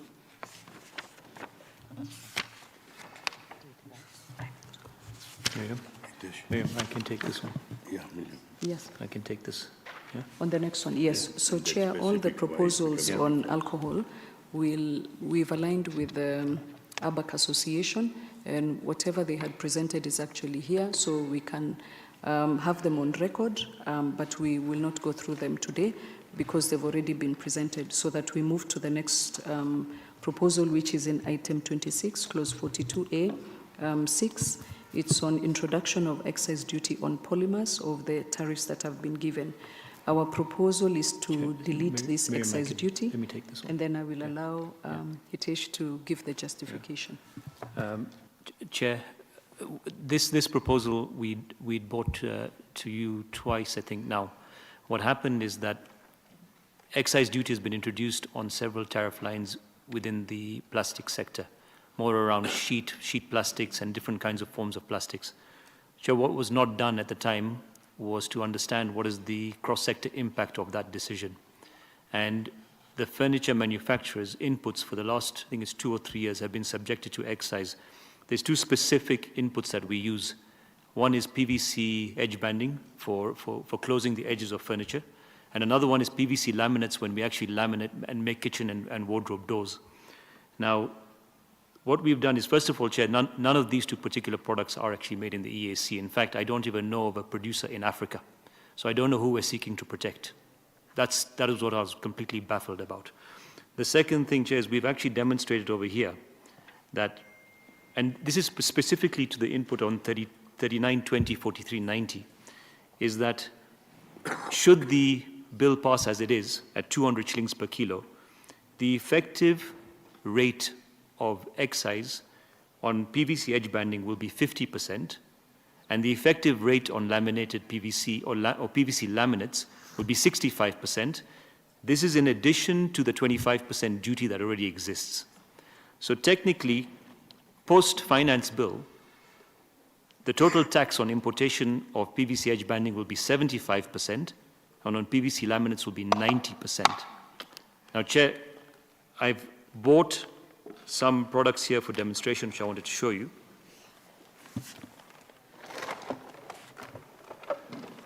Chair, what he is saying, specific duty is just got a number from air and put it without any scientific basis.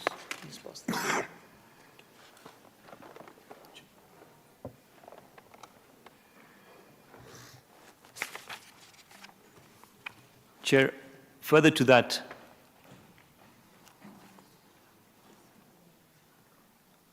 yeah, so Chair, what you're holding is, there's that in your hand right now, that one, the round one, yeah? That's a PVC edge banding. Now, the furniture sector has, let's say, about 70 to 80 different wood grain finishes on timber, laminated timber. So we need 70 to 80 different kinds of those PVC profiles to be made so that we can seal off the ends of furniture. It's an extremely complex process, and there's no manufacturer. The other one you're holding, Chair, right now in your hand is laminates. And yeah, those laminates, there's another, I gave you a little door, that a little wooden door there. Yeah, that one. Now, what's on that door? It's a miniature door. That laminate which you have in your right, that hand is laminated onto that piece of wood, okay? Now, we used to export these laminated doors, or what we call wrap doors, into Uganda. We no longer export them for the last 2 years because the impact on our cost of production on that door is 25% increase in our cost of production. So since we've had a 25% increase in cost of production, we've seen exports drop. So Chair, what we're saying is that, again, this was done without an impact analysis on cross-sector. Our request is that furniture manufacturers either be exempt from this excise duty on their inputs, specifically on 3920, 4390. But again, the 200 shillings that is being proposed across all of these plastic products ought to be subjected to an impact analysis, please. In your case, what would it be? Sorry? In your case, what would it be? In our case, we're saying in terms of taxes, it comes to 90% total taxes paid on imports on that. So, Chair, yeah, I submit, and I also see that this is also impacting other manufacturers who have actually raised situations around labels for bottles, food containers, cosmetics. So it's actually going beyond even the furniture sector. It's touching on several different sectors. And yeah, so Chair, we'd request either the removal or an exemption of this excise. Chair, let us support manufacturing.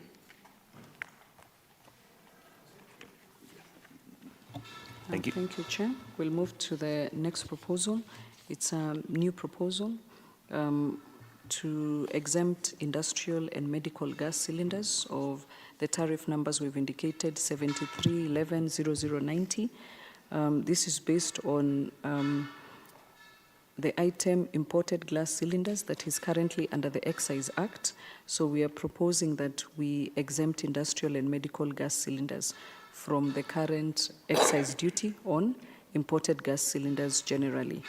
And the justification is that the industrial and medical gas cylinders used for storing, transporting industrial gases. And maybe just to highlight that one of the sectors that really supported the country during the COVID-19 pandemic was actually the medical gas industries. So the proposal is to exempt them from this so that they are not affected from the general gas cylinders that are LPG cylinders that are used in the country. The next proposal is item 28. It's on imported printing ink. Okay.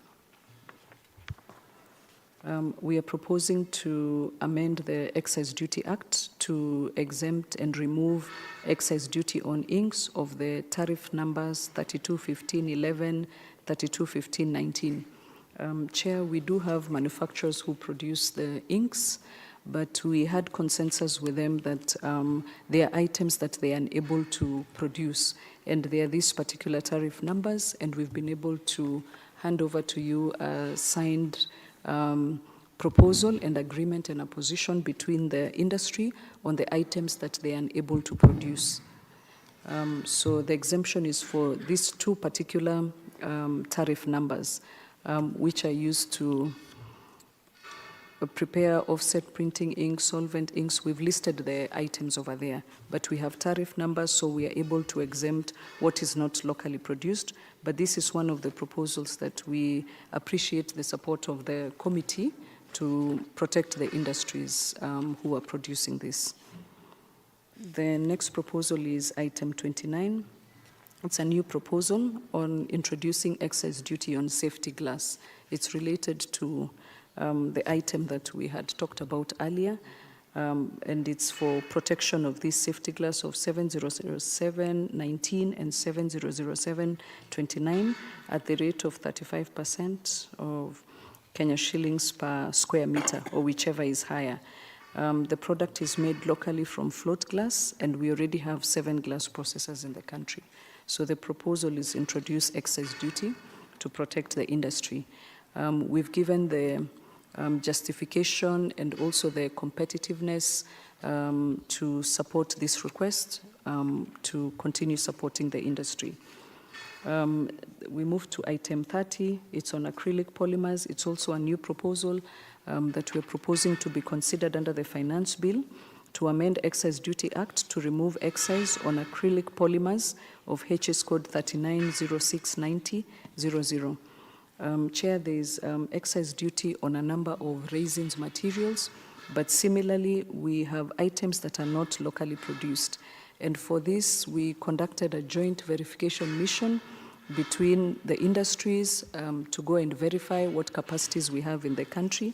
We are calling it the Resins Verification Report of 2023. Also together with the Ministry of Industrialization, the National Treasury, KRA, Kenya Bureau of Standards, and we were able to outline what we produce locally and what we don't produce locally. So this particular item is not produced locally, and you can see it also is used to produce inks, and it's still part of the proposal that we were making. And this Resins Verification Report is signed off by the government agencies and ourselves.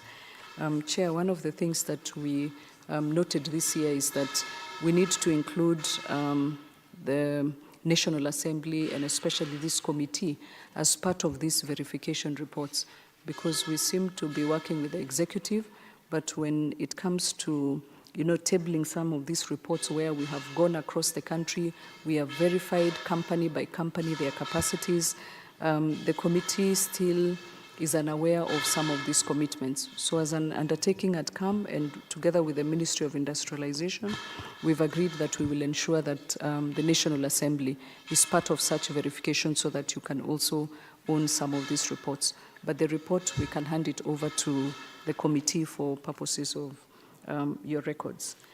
The other item is 31. It's a new proposal on imported and saturated polyester. Our proposal is to remove excise duty on this particular item.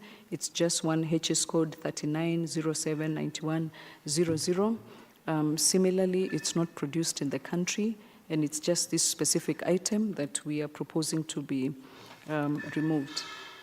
The next proposal is 32. It's on similarly on imported saturated polyester. The tariff number is 39079900. The proposal is to remove the same, which is used for the manufacture of biodegradable or compostable inks. So this is similar to, still related to the verification that was done on the items which we are unable to produce here in Kenya. But for the others where we are able to produce, we are still retaining the excise duty on those items. The next proposal is on item 33, first schedule of the Excise Duty Act. we are proposing to amend the Act to exempt ink and automotive paint manufacturers from the excise duty of those particular tariff numbers. Again, this is similar just based on the raisins verification reports where we don't have capacity to produce. We have indicated the ones that are still being retained are where we have capacity as industry, so that we don't increase the cost of some of these items, and yet we are not producing locally. The next proposal is item 34, articles of plastic. Our proposal is removal of excise duty of 10% on articles of plastics on the local manufacturers. The proposal is general and includes both imported items and locally manufactured. And what we've seen is that it has created a cost advantage to the importers as opposed to the local manufacturers. And the local manufacturers already are paying a lot of regulatory charges in the country. And we are proposing that they are exempted from this tax and we retain it on imports so that we can grow the industry, which supplies a lot of their packaging to the manufacturing sector. The next proposal is on the item 35. This is a new proposal to amend the Excise Duty Act to provide for allowance for spirits and processing and transit losses. This is from the alcohol sector. Yes. And they inform us that unless this is amended in the main act, they are actually charged taxes, and yet they get a lot of losses on transit for some of their spirits. Chair, we are also proposing to introduce proposals on the issues to do with flow meters and mass flow meters, and this is the proposal that was presented earlier by the company that was here. Chair, when we had the engagements that they talked about between ourselves and KRA, we realized that the flow meters that had been proposed under the Excise Act and the regulations were not favorable to micro and small enterprises. And we had reached an agreement that KRA would amend the law to facilitate micro and small enterprises to be allowed to use flow meters that are not costly and which will allow them to still be accountable. And we actually saw that the cost of the flow meters have been assessed, or they have been, the cost of it is quite high for micro and small enterprises. So we are proposing to amend the Excise Act so that we exempt micro and small companies from such requirements of the flow meters. And it's what the company that was here was recommending. Yes. Okay, so we move to the next proposal, 36. It's for removal of excise duty on imported paints, varnishes and lacquers of heading 3210, 3208. We've written the 3 tariff codes there. The reason for this is that these items are used for processing finished leather. Yes. So Dr. Rao can give the justification. Yeah, good evening, Chair. First of all, I would like to thank on behalf of the leather sector, putting leather industry as a priority by the government. We really appreciate, and I think leather, he's taking very strong steps in investing into footwear, leather goods, and tanneries. And today we are very happy as a CAM because you as a parliamentary committee have saved us in the past. So I hope you will save us again. And the uniqueness of leather industry is we have raw materials, we have a manpower, and also we have a market in East Africa and also overseas. Our demand for the leather is increasing, and we have the 3rd largest livestock in Africa. So I think that is our wealth, and which other industries doesn't have. So, dear Chair, we have a challenge on achieving our targets. The government has put us that we should achieve 100,000 people employment, and also to reach a $1 billion, as a leather sector, which is easily achievable. But we have certain challenges. But Chair, raw exports, I think, country is losing. I want you to look at it as a parliamentary finance committee. On the raw exports, we are losing huge amount. Like, for example, 2023, 2024, we have exported 10 billion shillings. We are supposed to collect 50% duty. But what we have collected is only 800 million instead of, 5 billion. So I think I want you to look at that very seriously. So today, if you see that the new proposal we are asking on excise duty on chemicals, we are now producing dyed and finished leather, both for domestic market and export. So leather industry in Kenya today is doing 50% exports and 50% domestic. So 1.5 years back, we have been introduced this excise duty on chemicals under this, clause number 36, which are raw material and nobody is making in this country. Our neighbors like Egypt and Ethiopia are all getting duty-free chemicals, and they are trying to export finished leather into Kenya. So we really want you to consider, to achieve our goal of 100,000 people in the footwear, leather goods, and tanneries, and also, to have a revenue of 1 billion for East and Central Africa. Mr. Chair, you know that in the leather industry in Kenya is supplying complete footwear to the Ministry of Interior and also Defense. The industry is saving 750 million shillings per year, what they used to import 5 years back and what they are buying locally. So I think this is a very, very crucial and important, Mr. Chair, to consider and remove these excise duties. And, you must know that, Karyoko alone is producing 2 million pairs of shoes by 7,000 people. We can increase that if we reduce our cost of chemicals. So please help us out, and I hope this is considered done.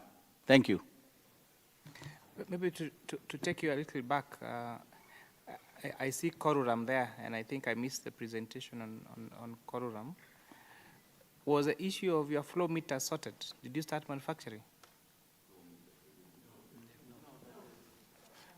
That's why we are asking for this amendment to the Excise Duty Act.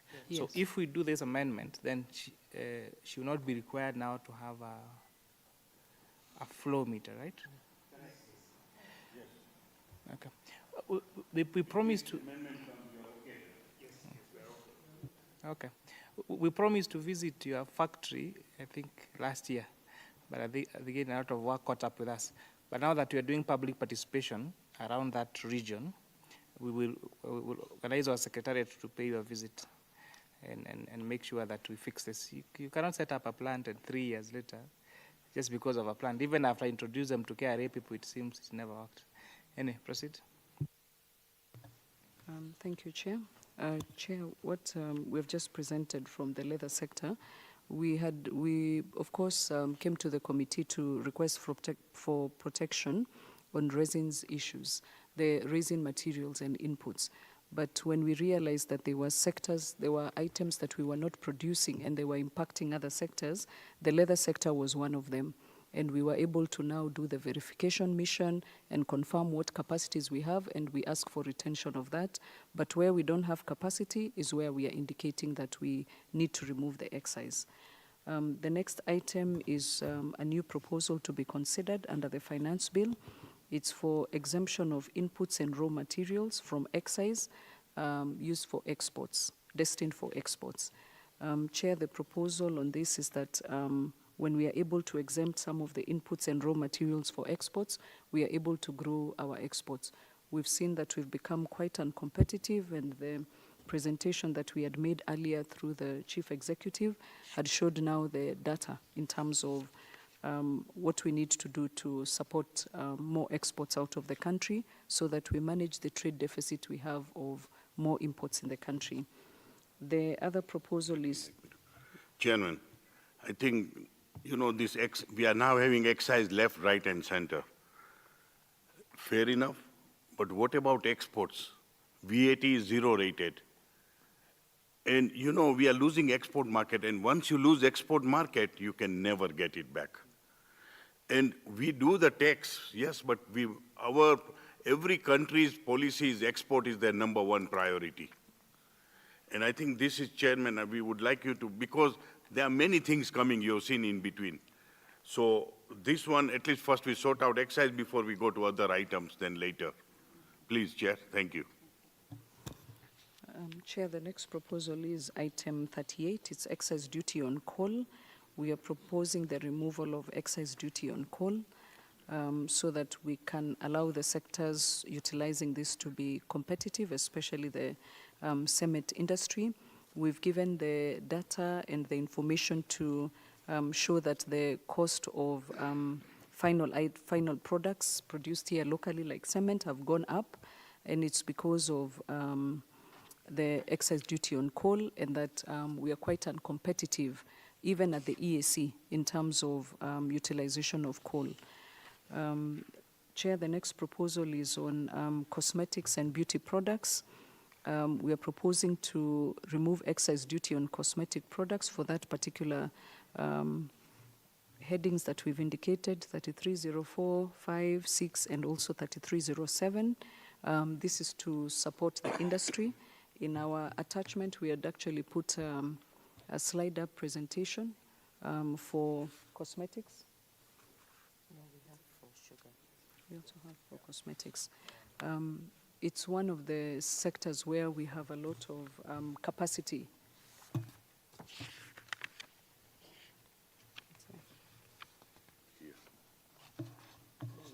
Yes, Chair, you can see the enclosure that we have provided in terms of increase in terms of our exports, and we are trying to support the cosmetics industry in the country.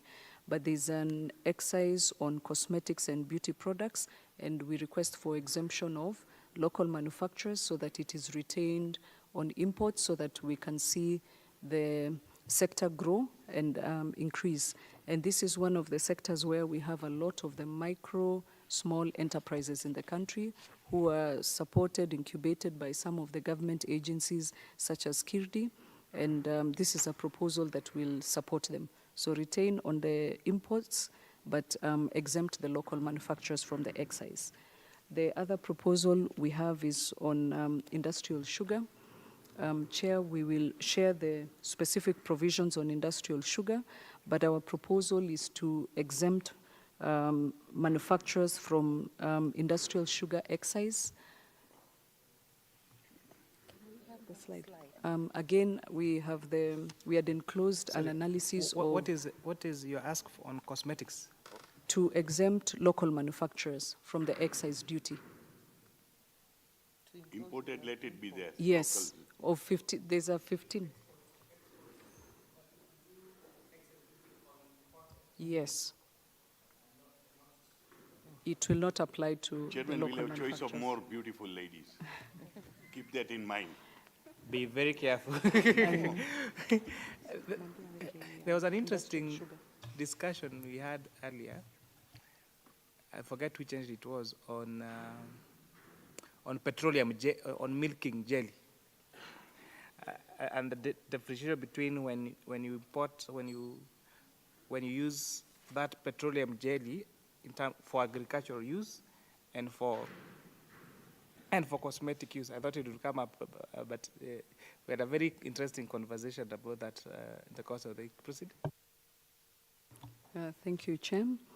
Chair, the new proposal that we have is on industrial sugar, which we commit to submit our proposal, but we had enclosed in our submissions an analysis of the cost impact of the costs that are already there on industrial sugar. If you look at the proposal that we have made, in 2023, excise duty of 5 shillings per kg was introduced. Then we moved to 2024.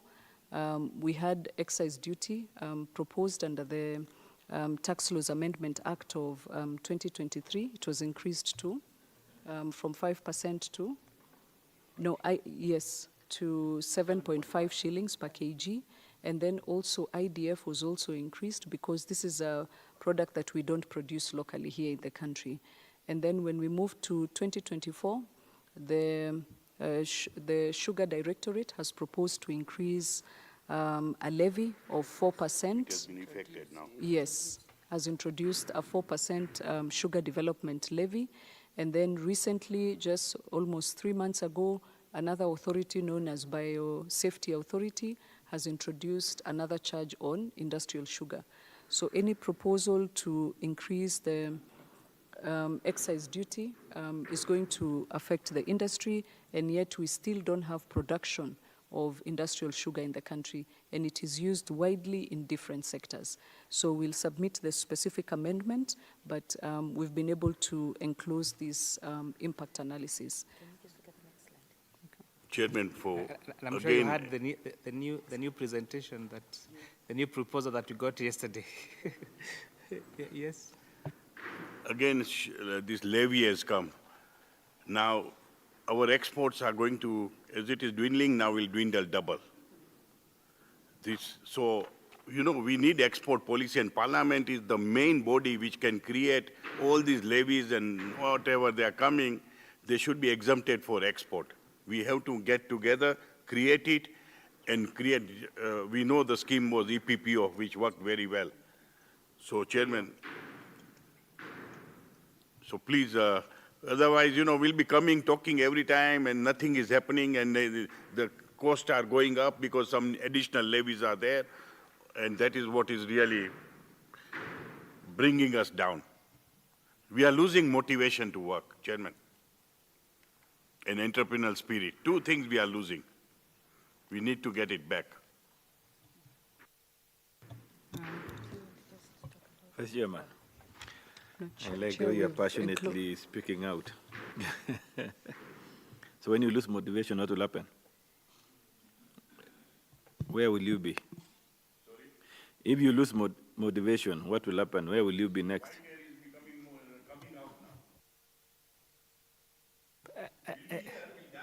See, and Madam CEO, Chair, you're out of order. Madam CEO, please help us update the same document, because we are having trouble cross-checking which document you're referring to.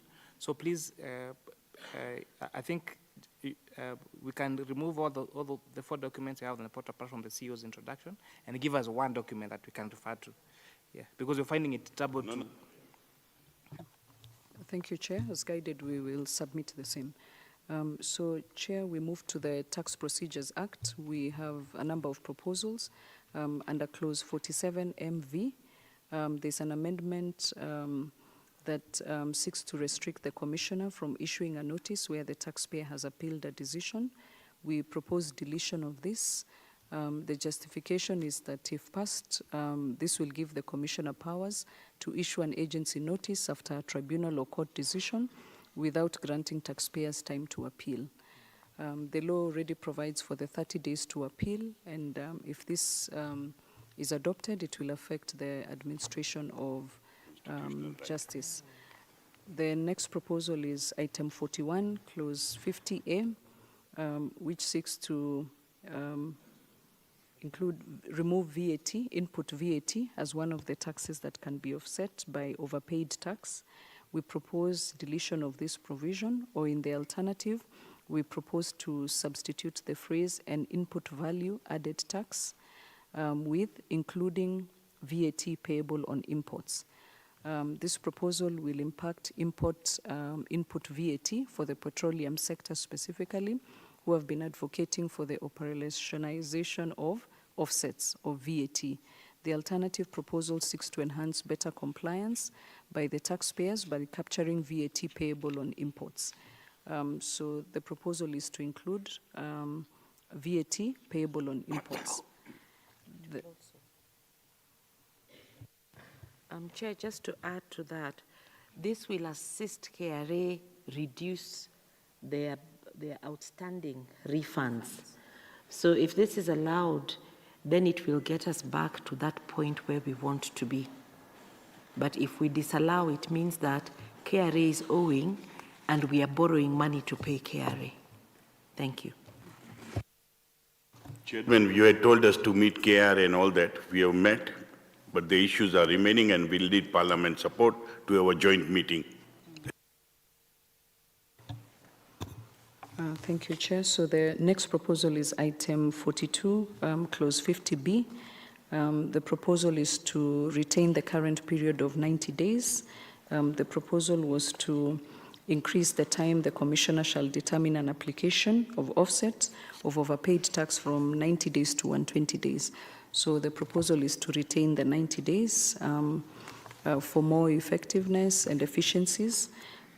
Similarly, clause 50C is also to reduce the time taken for where an audit has been undertaken from 120 days to 180. We propose retention of the 120 days.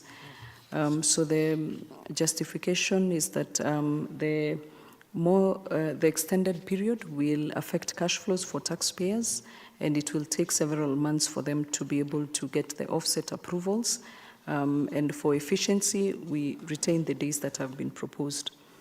Then item 44, clause 52. Chairman, it's increasing one side. We then can have VAT we pay after 90 days. That we have no problem. Yeah. Like, no, 90 days, it's a law. A law.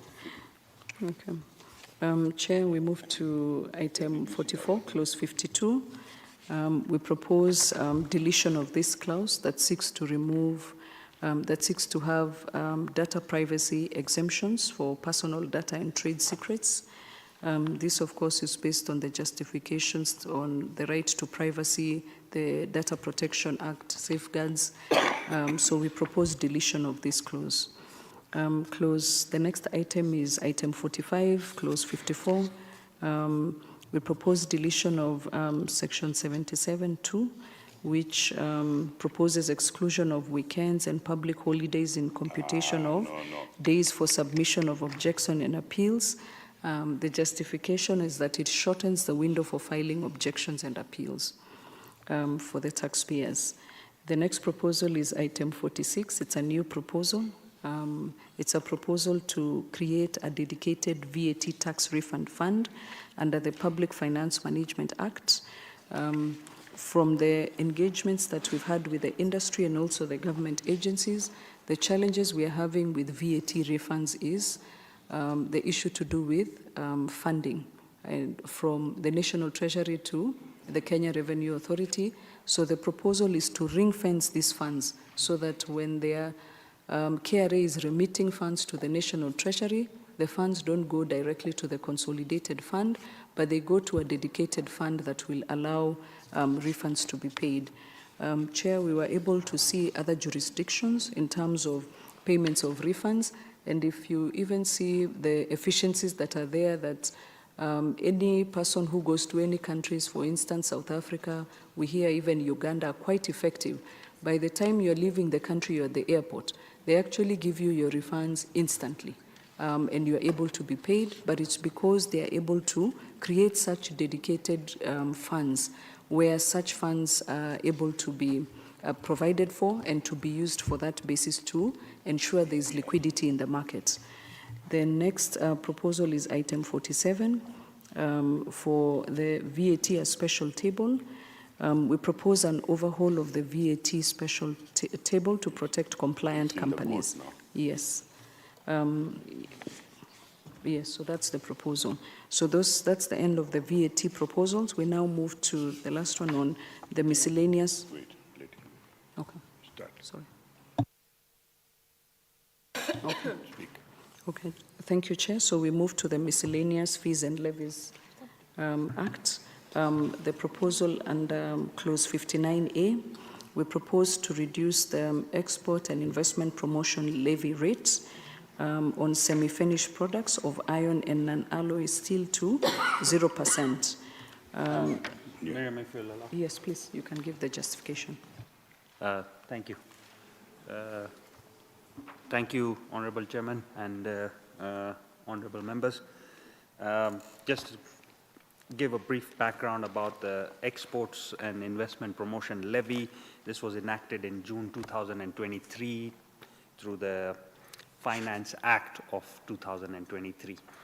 And the proposal was, in the bill it was at 10%, but somehow after the Gazette came out, it had been increased to 17.5%. The effects of this levy in the last 2 years since it has been enacted has been that exports from Kenya are totally zero on steel products. I'm not going to comment on other products like cement and paper where it's also applicable, but on steel products, we are no longer exporting, but we have become an importer of finished steel products from Uganda, from Tanzania, and other partner states, including COMESA, which was never the case in the past. The price of steel has skyrocketed in the country, and I'm sure everybody knows about that. Not only steel, even cement prices used to be at 600 shillings a bag. Today, it's over 800 shillings a bag. And the reason for that is just this levy.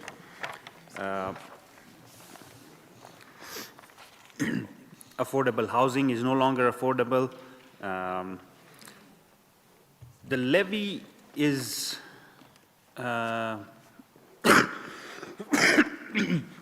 excuse me. The levy is actually something which goes against the Africa continent free trade area as well as COMESA, because both the protocols clearly state that there shall be no new charges or taxes levied on products which are manufactured in member states. So in fact, the Ministry of Industry has already received complaints from their counterparts in South Africa and Egypt, stating that this levy is a non-tariff barrier, and they are now looking at reciprocating such on products which are originating from Kenya, including tea, coffee, others. The levy is protecting only one manufacturer, and this manufacturer is using monopolistic practices to put other manufacturers out of business. Finish quickly. Sorry? Yeah, no, just show us what you want, because time is not on our side. Chairman, our ask is that the levy should go to zero. We've had several meetings with the Ministry of Industry, and they have reviewed a lot of our documentation and everything, and I think they are also in support of this. So the 10% which is in the bill should actually be taken to zero on steel products. Thank you. Chair, That's actually 48, 49, 50. correct. All three. Yes. Chair, just to add that we had an alignment meeting with the Ministry of Industrialization on 16th of May 2025 with the steel industry and the cement industry. And there seemed to be an agreement around review of this export and investment promotion levy in the steel sector. And also, we've also made proposals here. So item 48, 49, and item 50 is on the export and investment levy on the steel industry. And the proposal is to move it to zero. But it would be worthwhile to also engage the Ministry of Industrialization based on the meeting that was held on the 16th of May to confirm the position and what was agreed between the industry and the ministry at that time. The other proposal is on kraft paper. The proposal is also to remove the duty that is already there of 10%, the levy that is of 10% for item 51. and the tariff numbers are indicated there. Interestingly, Chair, the cement industry has recommended that they retain the export levy because they've seen that the impact of it has really supported them to grow and increase their investments, especially in clinker. So the request is on the steel industry and also on the paper industry for the export and investment levy to be removed on all those items that are there. Chair, let me get it right. Yeah. Chair, let me get it right from the CEO. Yes, CP. You mean CAM is coming up saying that on export promotion levy, he proposes deletion of the 17.5% to zero only on steel. And paper, and craft paper. And craft paper. But for clinker, it should be retained. Okay.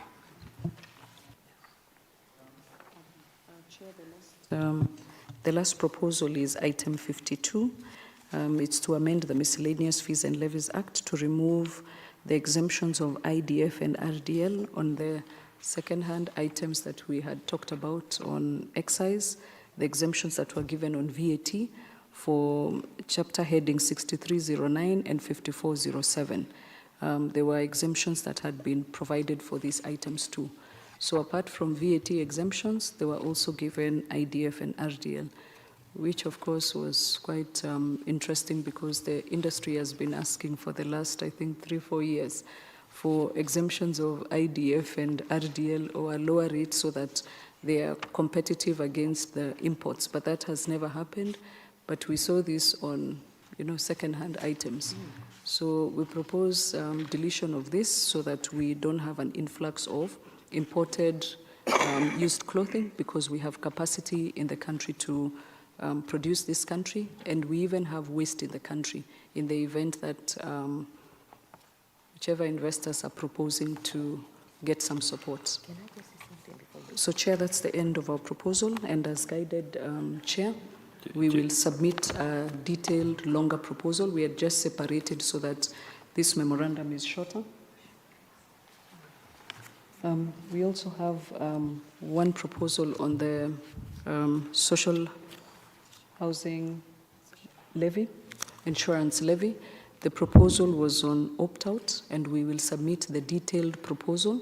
This is similar to what is happening in the National Social Security, and the proposal is to have a standard rate that is payable to support the social housing, but to allow businesses to be able to opt out, similar to that, for the second amount that is proposed.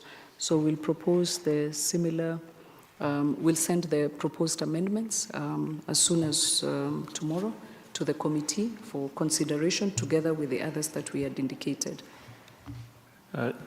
Chair, just to elaborate a little bit, I think the understanding here was that if we do something similar to what NSSF does and allows us to opt out, the obligation still stays that employees or employers who opt out must still provide medical benefit and care, but through an opt-out through private schemes. So I think that is drawing from the same parallels.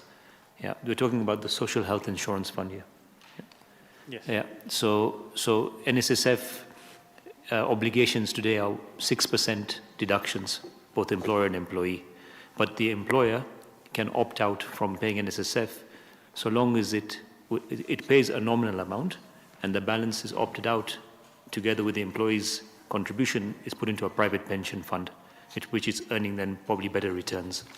So the idea on the concept was very similar to that, is that it doesn't take away our obligation to provide medical benefit. It becomes mandatory, but it can be provided through the private industry and choice, and probably better cover. For the amount that we're paying, we'd probably get much wider and better cover. All right, CP. Chair, I just wanted to hear from CAM, listening keenly on their proposal, especially on the textile and clothing. They become consistent on reinstating taxes for imported second-hand clothing. That is IDF, RDL, and also excise. That is duty. I wanted to know whether they have empirical analysis on the demand of clothing in the country, Kenya, especially the target group, the main consumers of mitumba. You can tell who are those people. The people we were referring them during our campaigns as bottom-up. I don't know whether you have the statistics of the demand, and then compare now, CEO, with your sector, how much you produce the output, and your balance statement. Because the moment we put these taxes, I think from that point of view, is to deter the consumption of this and give leeway to the consumption of local production, which to me, I want to support 100% because of employment. But I don't know what is the cost of locally produced clothing for the low people, those who want to dress nicely, the GNC, you know, the GNCs, those young boys and girls in college, the way they want to dress in those, you can imagine how they like to dress up. So do you provide substitute of that from your hand? And if so, what will be the cost of this, the minimum cost that will trade off with this one?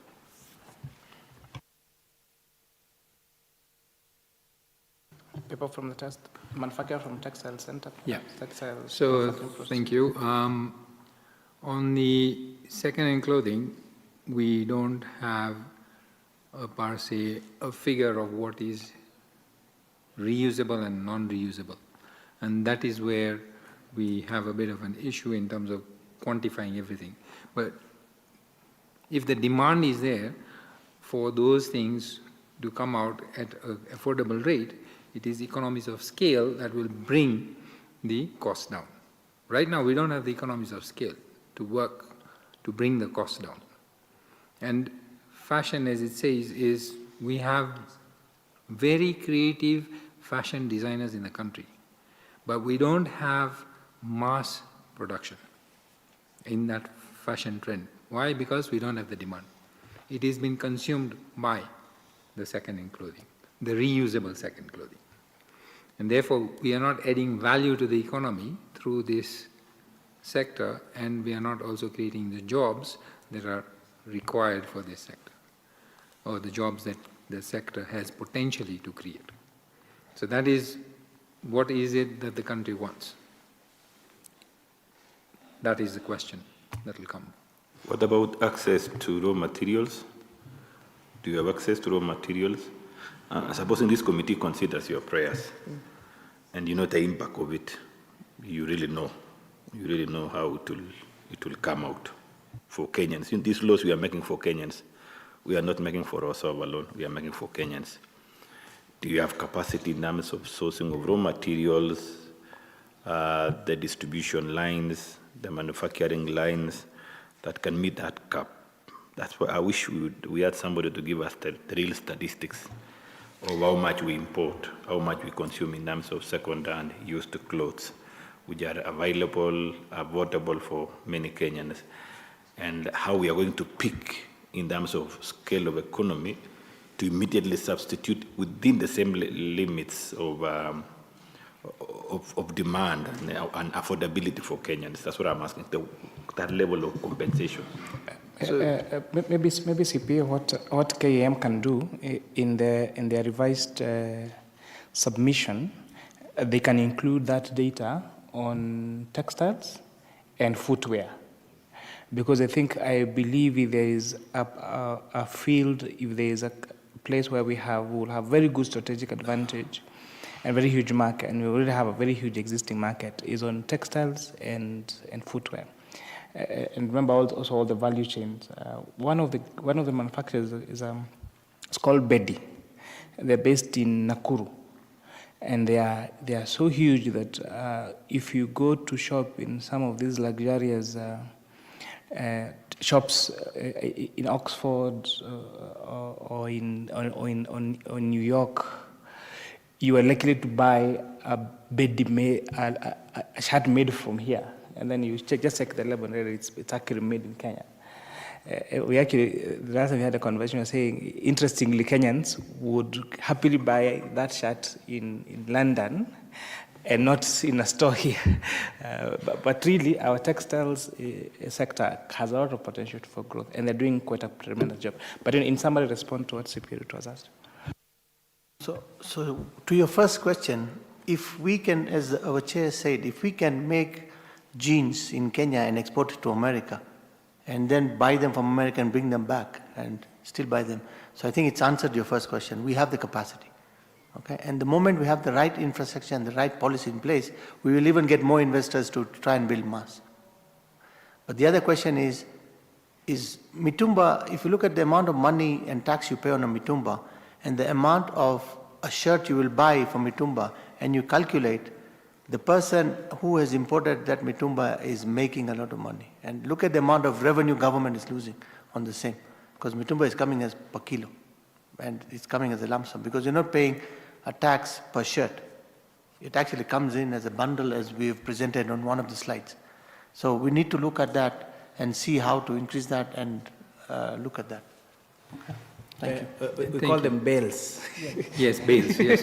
Thank you, Chair. And also, Chair, you may also need to look at also the new clothes. We call them new ones. The one I see people from import from Turkey, the Italy suit, especially the one Turkey, men wears, female wears in our shops, because I see middle class are going for those ones. But all of them are made from abroad. Question is, why to Kenyan market look for foreign clothing, even the middle class? So just to answer on the middle class is, middle class are also looking for fashion. But what happened in the 90s actually depleted our capacities to produce for fashion. Okay? But now we have an opportunity to build those capacities. But when it is what comes first, the chicken or the egg? And we have to really understand how do we put this as a policy framework that will help textiles to move forward also in the fashion trend as well as the school trend, which most of us are focusing on right now. But we need that shift in terms of doing more fashion products. Okay? My take on what you wanted to understand is we will have to do it in stages. Okay? So there has to be short-term plan, medium-term plan and long-term plan. And that really needs to be having conversations around as to what we can do short-term, what we can do medium-term, what we can do long-term. And that will help us progressively move towards creating the jobs and the industry as a whole. Now the other question is, we have a lot of incentives for SEZs to come in, okay? But we find that a lot of the SEZs are not taken up by the textiles. So there has to be something that we need to really understand why is that happening. And we really need to understand.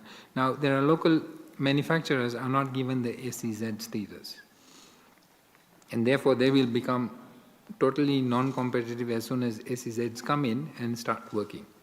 So there are a lot of things that we need to really look at and understand what is impacting the other. So those are some of the things that we need to really brainstorm on those aspects. Thank you. Honourable members, just to give an example, this is a laptop bag from our Director Legal Services.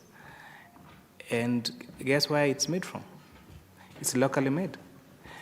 It's made by people called Adelphi, Nairobi. And you can see it's very, very good quality leather.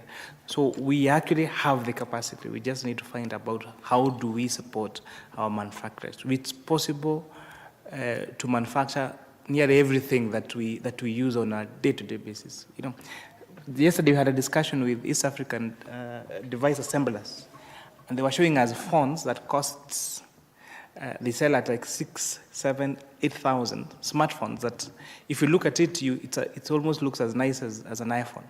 And it's locally made. And why have they progressed that well? The tax incentives, we granted them 2-3 years ago, and they've really grown. So I think if we just find a way of really finding a solution to supporting our local manufacturers, then we could consumers, even the microphones that we're using there could easily be made here, not imported. Thank you. Your closing remarks, Madam CEO? Chairman will go, but before, he'll do the closing. But just, Chairman, you have already said, so what does it mean that if we want everything to be made in Kenya, what is economically possible, that the parliament is the supreme body which has to correct whatever these people are making messes and give us, when we said we will give you we never ask for money anywhere, we want you to put the right policy, the rest we will do. So you have heard, and I think you now know very well.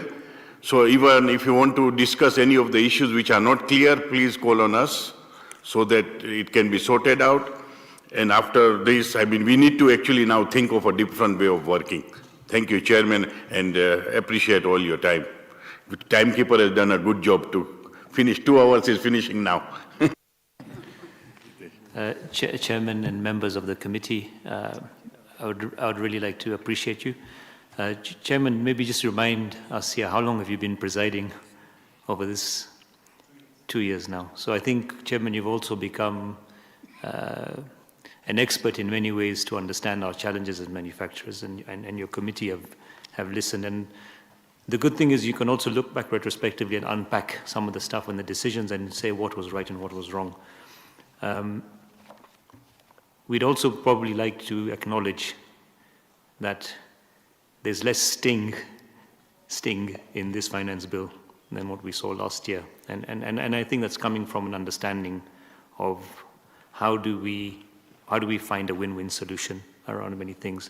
Our ask is that as we go through the rest of the year, is to also be cognizant that some of these impacts don't prop up in other legislation, that we can always look forward to the confidence around this annual cycle. Because what happened, Chair, is we don't want the finance bill to become a symbol of uncertainty. Ultimately, this should be a process of confidence, and that we can sit here and present, you listen, and you take it back, and you make a change. Sometimes for that short-term pain that we might have on revenue, you're going to establish an environment that's conducive with some long-term gain.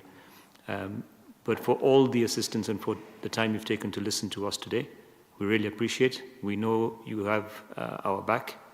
And once again, thank you on behalf of the board and on behalf of the association. Thank you. Do the hard work. Thank you. Chair, maybe before you react, I want to invite CAM also as we listen and we make together these laws, like Finance Bill 2024. I'm sure you must have studied the report that came from this committee. It really took a lot of input from your contribution. But while the politics were taking this dimension, you went mum, you never even spoke about that. We know what we've made. This is good for Kenyans. You went mute, so you left our chairman alone to be seen by the people that is the one making bad laws, whereas even the content of the report was purely a product of what we came together. So CEO and chairman, when we make laws here together, looked at the... Pieruto, one of the things that that time I was not so happy about these people. We were at a meeting at Hilton during public participation. And my comments at the end of my presentation was that we need to be very careful of the policy decisions we make, because we live within East African protocol, and we risk, if we make bad decisions, having some of these entities moving to a neighboring country and then exporting to Kenya.